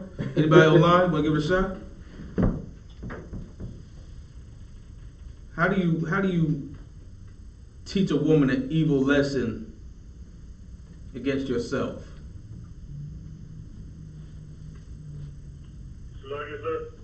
Go ahead, is a way that happens by letting her think that she in control, letting her think she can do what she want to do, so she's okay, you on it. How would she think that? Why would she think that though? Or how would she think that? What would you be doing to show her that? Think y'all got it. Go ahead. I got it now. So like when you go and say something against the brothers, you teaching her that she can come back and be saying something against the sister. So it's like you teaching her an evil lesson against yourself. How is that against yourself though? Trying to see if you're getting that, so it's like okay. Put it like this, man. Let's say you going to camp. Okay. All right. You know you got to go to camp. Camp's mandatory. Saturday we going to camp. She knows that. She don't want you to go to camp. She does not like you going to camp. She don't like you being around the brothers. There's things she wants to do on a Saturday that she wants you to help her do, but she does not want you going to camp. Right? She knows if you are unclean, you can't go to camp. So she's not gonna say she's not gonna say, nigga, stay your ass at home. I don't want you going to camp. What's she gonna do? She gonna go ahead, bro. Right. She's gonna try to sleep with you. She's gonna try to sleep. She's gonna try to sleep with you, even though you done told her now I'm going to camp. I gotta go to camp. This is what I'm doing. I'm a priest of the Lord. On Saturday I go to camp. Okay, that's what you do. Okay, I got you. No sweat. Why don't you come over here? You go over there. She starts, play whatever. Give you some wine, give you some drink, cook you up a plate. You know what I'm saying? She's using her femininity. You know what I'm saying? She's doing whatever. You know what I'm saying?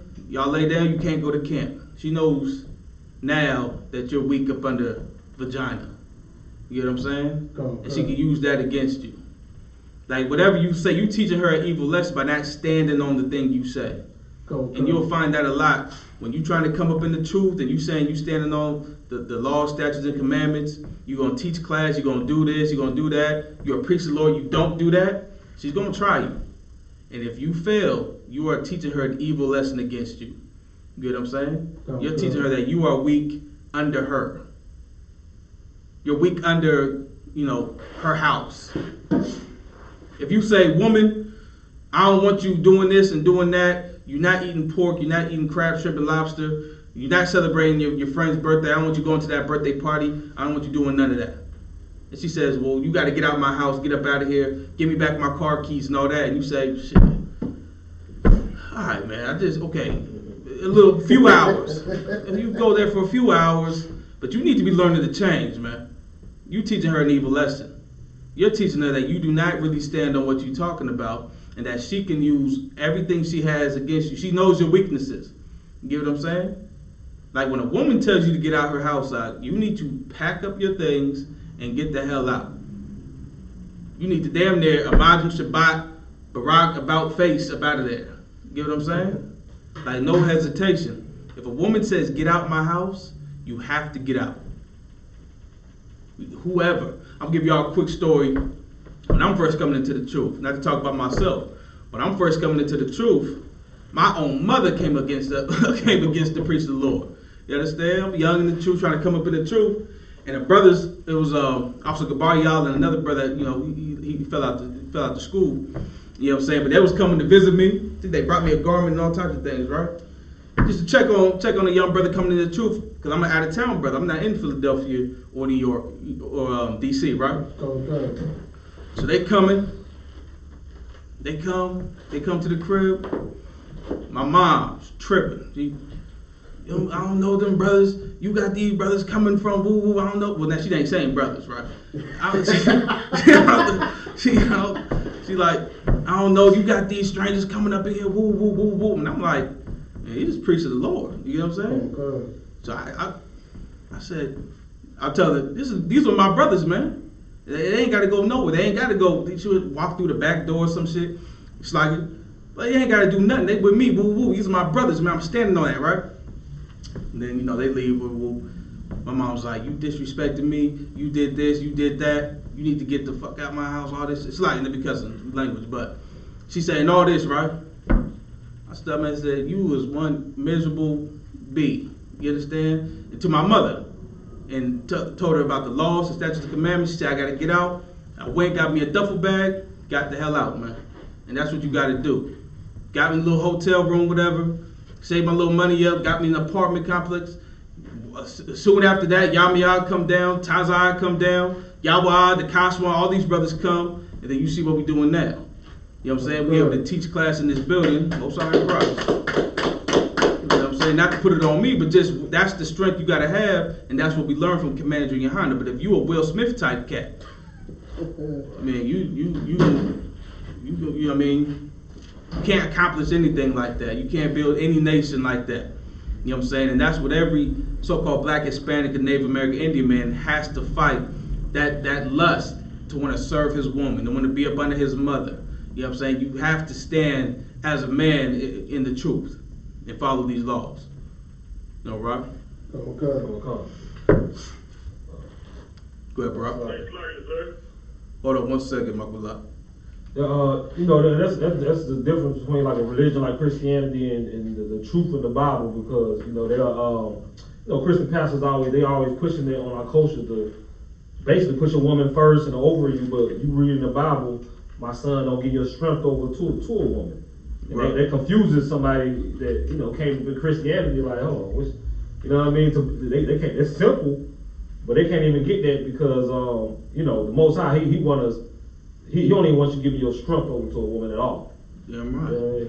Damn right. And what you're saying is absolutely right. Like Christianity is so evil in the sense that they went to the extent of saying that the greatest man to walk this earth, Jesus Christ, is ignorantly known to the world, right?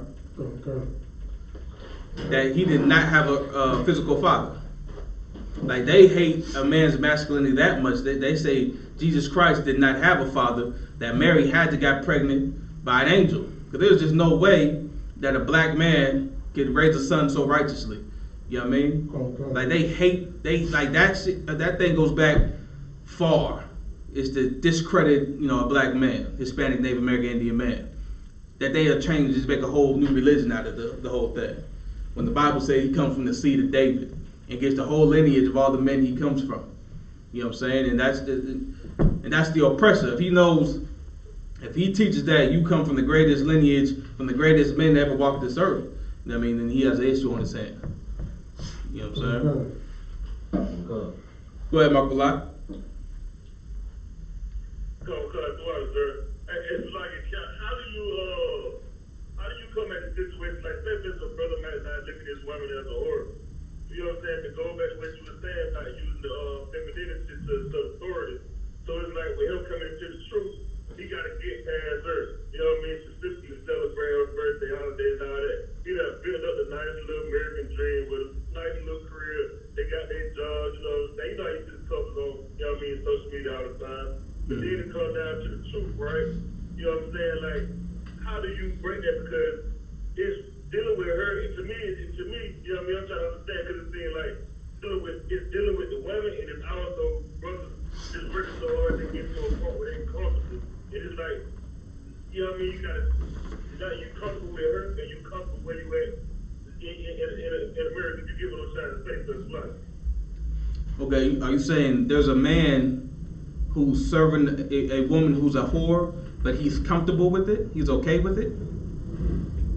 Like he comfortable with like it's where he at, you know what I'm saying? Like the truth, okay, is he comfortable with the woman like he consider her not to be a whore, you know what I mean?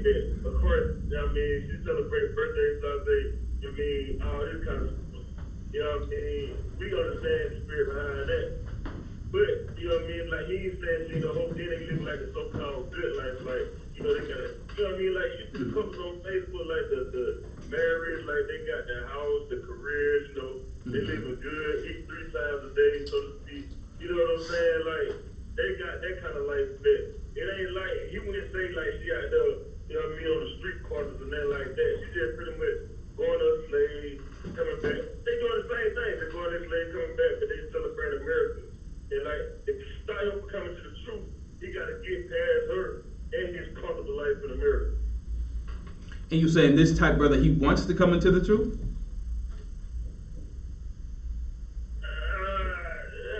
Well, I don't. I mean, if you kind of want to come into the truth, I think you would. But how do you get them to see like that's wrong? Okay, you just teach. You go out on the street and we teach against all sin. So, being a Christian is a sin according to the Most High. Eating pork, crab, shrimp, lobster, shaving your beard, being a whore, serving your woman. It's all sin. So you just teach them. But it'd be like anything else. But I think the question would be different if you're saying there's a brother who wants to come into the truth, but he can't because he serves his woman. Then he just have to fight that. He have to get counsel and get strength just to, stop doing anything that he's doing. Like he'd have to stop smoking cigarettes, stop eating crab, shrimp, lobster, stop getting high. He'd have to stop, hating his brother, and then he'd have to stop serving his woman. That's more like a brother trying to come into the truth, trying to come into this body, but what's stopping him is serving his woman. But then he just has to fight that like anything else. And he has to be prepared to lose his woman. You know what I'm saying? But if you have a brother and a sister who are just living their American Christian life and do not care about serving the Lord, well then you would just teach. You would just teach them. And like I said, brothers are in hell, man. Like no brother's really comfortable. Like a lot of brothers are high under the influence of drugs. Because no brother likes his woman dressing like a whore. No brother likes, being disrespected in his house. But through Christianity, he accepts it. And he probably has a drug addiction and all types of things going on. But as far as you just teach. You just teach them that being a Christian is unlawful. Serving America is unlawful. You know, anything they're doing. You know. No sweat. You know, the Pledge of Allegiance is wrong. If they doing that, whatever they're doing that's serving America or against the scriptures, you just teach them the right way to do things. And you leave that up to the Most High.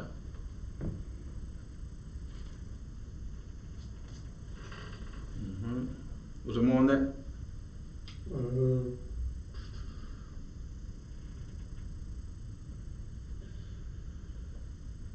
Come. Verse 2, give not thy soul unto a woman to set her foot upon thy substance. Right, and give not thy soul to a woman, like Barack Yalla was saying. You can't give your soul over to a woman, man. It's perfectly fine, right, to bring your woman a gift, to say nice, kind words, sweet words to her, to get her flowers. It's wonderful to do all those things. Take her on dates if she's deserving of it. Get her a dessert, whatever she likes. Candy, the chocolates, that's all wonderful. You know what I'm saying? As long as you ain't serving no holidays or Valentine's Day. If you're just doing something because you want to do it, that's your woman, that's fine. If she's deserving of it, that's fine. But a man cannot give his soul over to a woman like Will Smith. Will Smith has completely given his soul over to Jada Pinkett Smith, and that's why, so much so, he could not laugh at a joke. He couldn't laugh at a joke and not even just stop laughing. He had to get up and go harm a brother. You know what I'm saying? And that is, you know, that can get you put to death, man. And it's good for all brothers to understand that. And we push in the Israelite School UPK, you do not have the right to harm a brother because your woman is unhappy. You understand? Come. Is there any other questions online?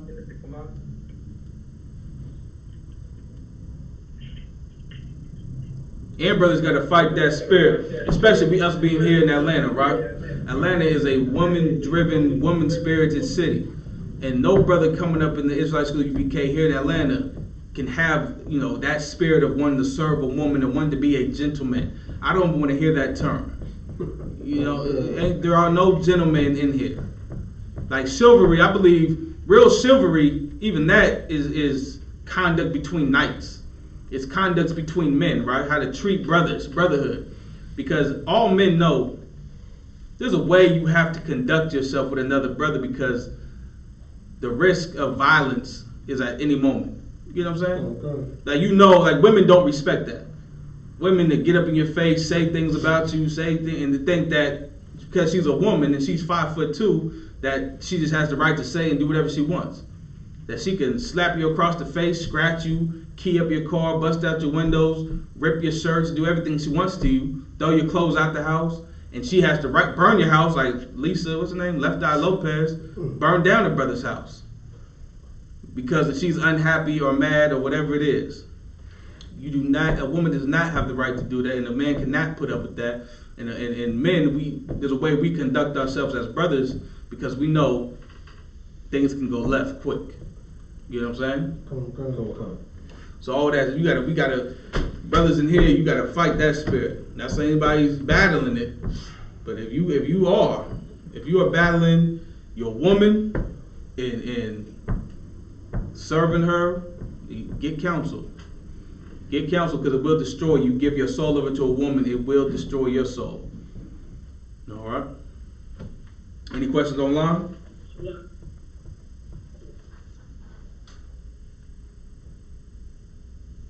Go ahead. Someone says Salakia? Yes, Salakia. This is Officer 50 Baratiza out of Yonkers, New York. I was just checking in for the Passover catering council.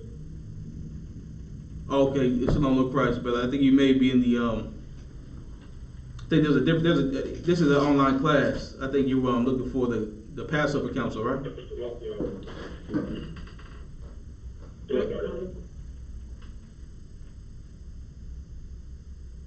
Go ahead, Doc. So I got one if I may. This is obviously how you that we were using the call-in number for class for the council remember all this week, and we didn't realize the class was gonna run late today, and we had set it up at 9:15. So like I got you, no sweat. Let's go ahead and wrap it up there. Any questions in the room? All right, with that, pass the class over to Officer Bracchiala.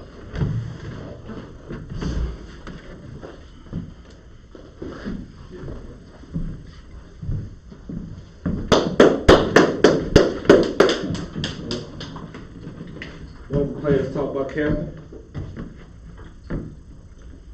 I'm Officer Baraki Allah. I'm doing the security announcement. Isupk. We are the Isupk, started out at 1 West 125th Street, Harlem, New York. Room for a new brother and sister. When a new brother or sister comes into the school, they're off limits for 6 months. They are to be saluted only. They're here to share themselves of the world. If they need transportation, the teacher will arrange it. After 6 months, if a brother or sister has an interest in a particular person, he or she must get permission from the head to speak to a brother or sister. There's another 6 months in which the brother and sister will court each other. After this 6 month period, the brother and sister will get permission from the head to marry. Ties, which is a commandment, comes out of Numbers 18:21. Also Malachi 3, verse 8 through 10, means 10th in the Hebrew, Ma'ashera. 10% of every penny of any increase the Lord gives you, give to the Treasury Department or teacher. It's also a priest fund, free will offering for the priest, not mandatory, whatsoever amount you would like. The upcoming holy convocations, of course, is the ISUPK 53rd Passover, April 15th in Cocoa Beach, Florida. And reminder for any brothers who want to join the school as far as prospecting to be a trooper, to start wearing all black. It includes boots, shirts, pants, headband, scarf. Give one of the officers to find out our camp address and times when we're headed to the school. With that, I'm in Israel, Major. We get a courtesy salute to the teacher. In Israel, Ahmad Shabbat, Ahmad Barak, Yahweh Hashem Yahweh Yahweh. Hands down. Any ladies online? No. With that, men Israel class dismissed.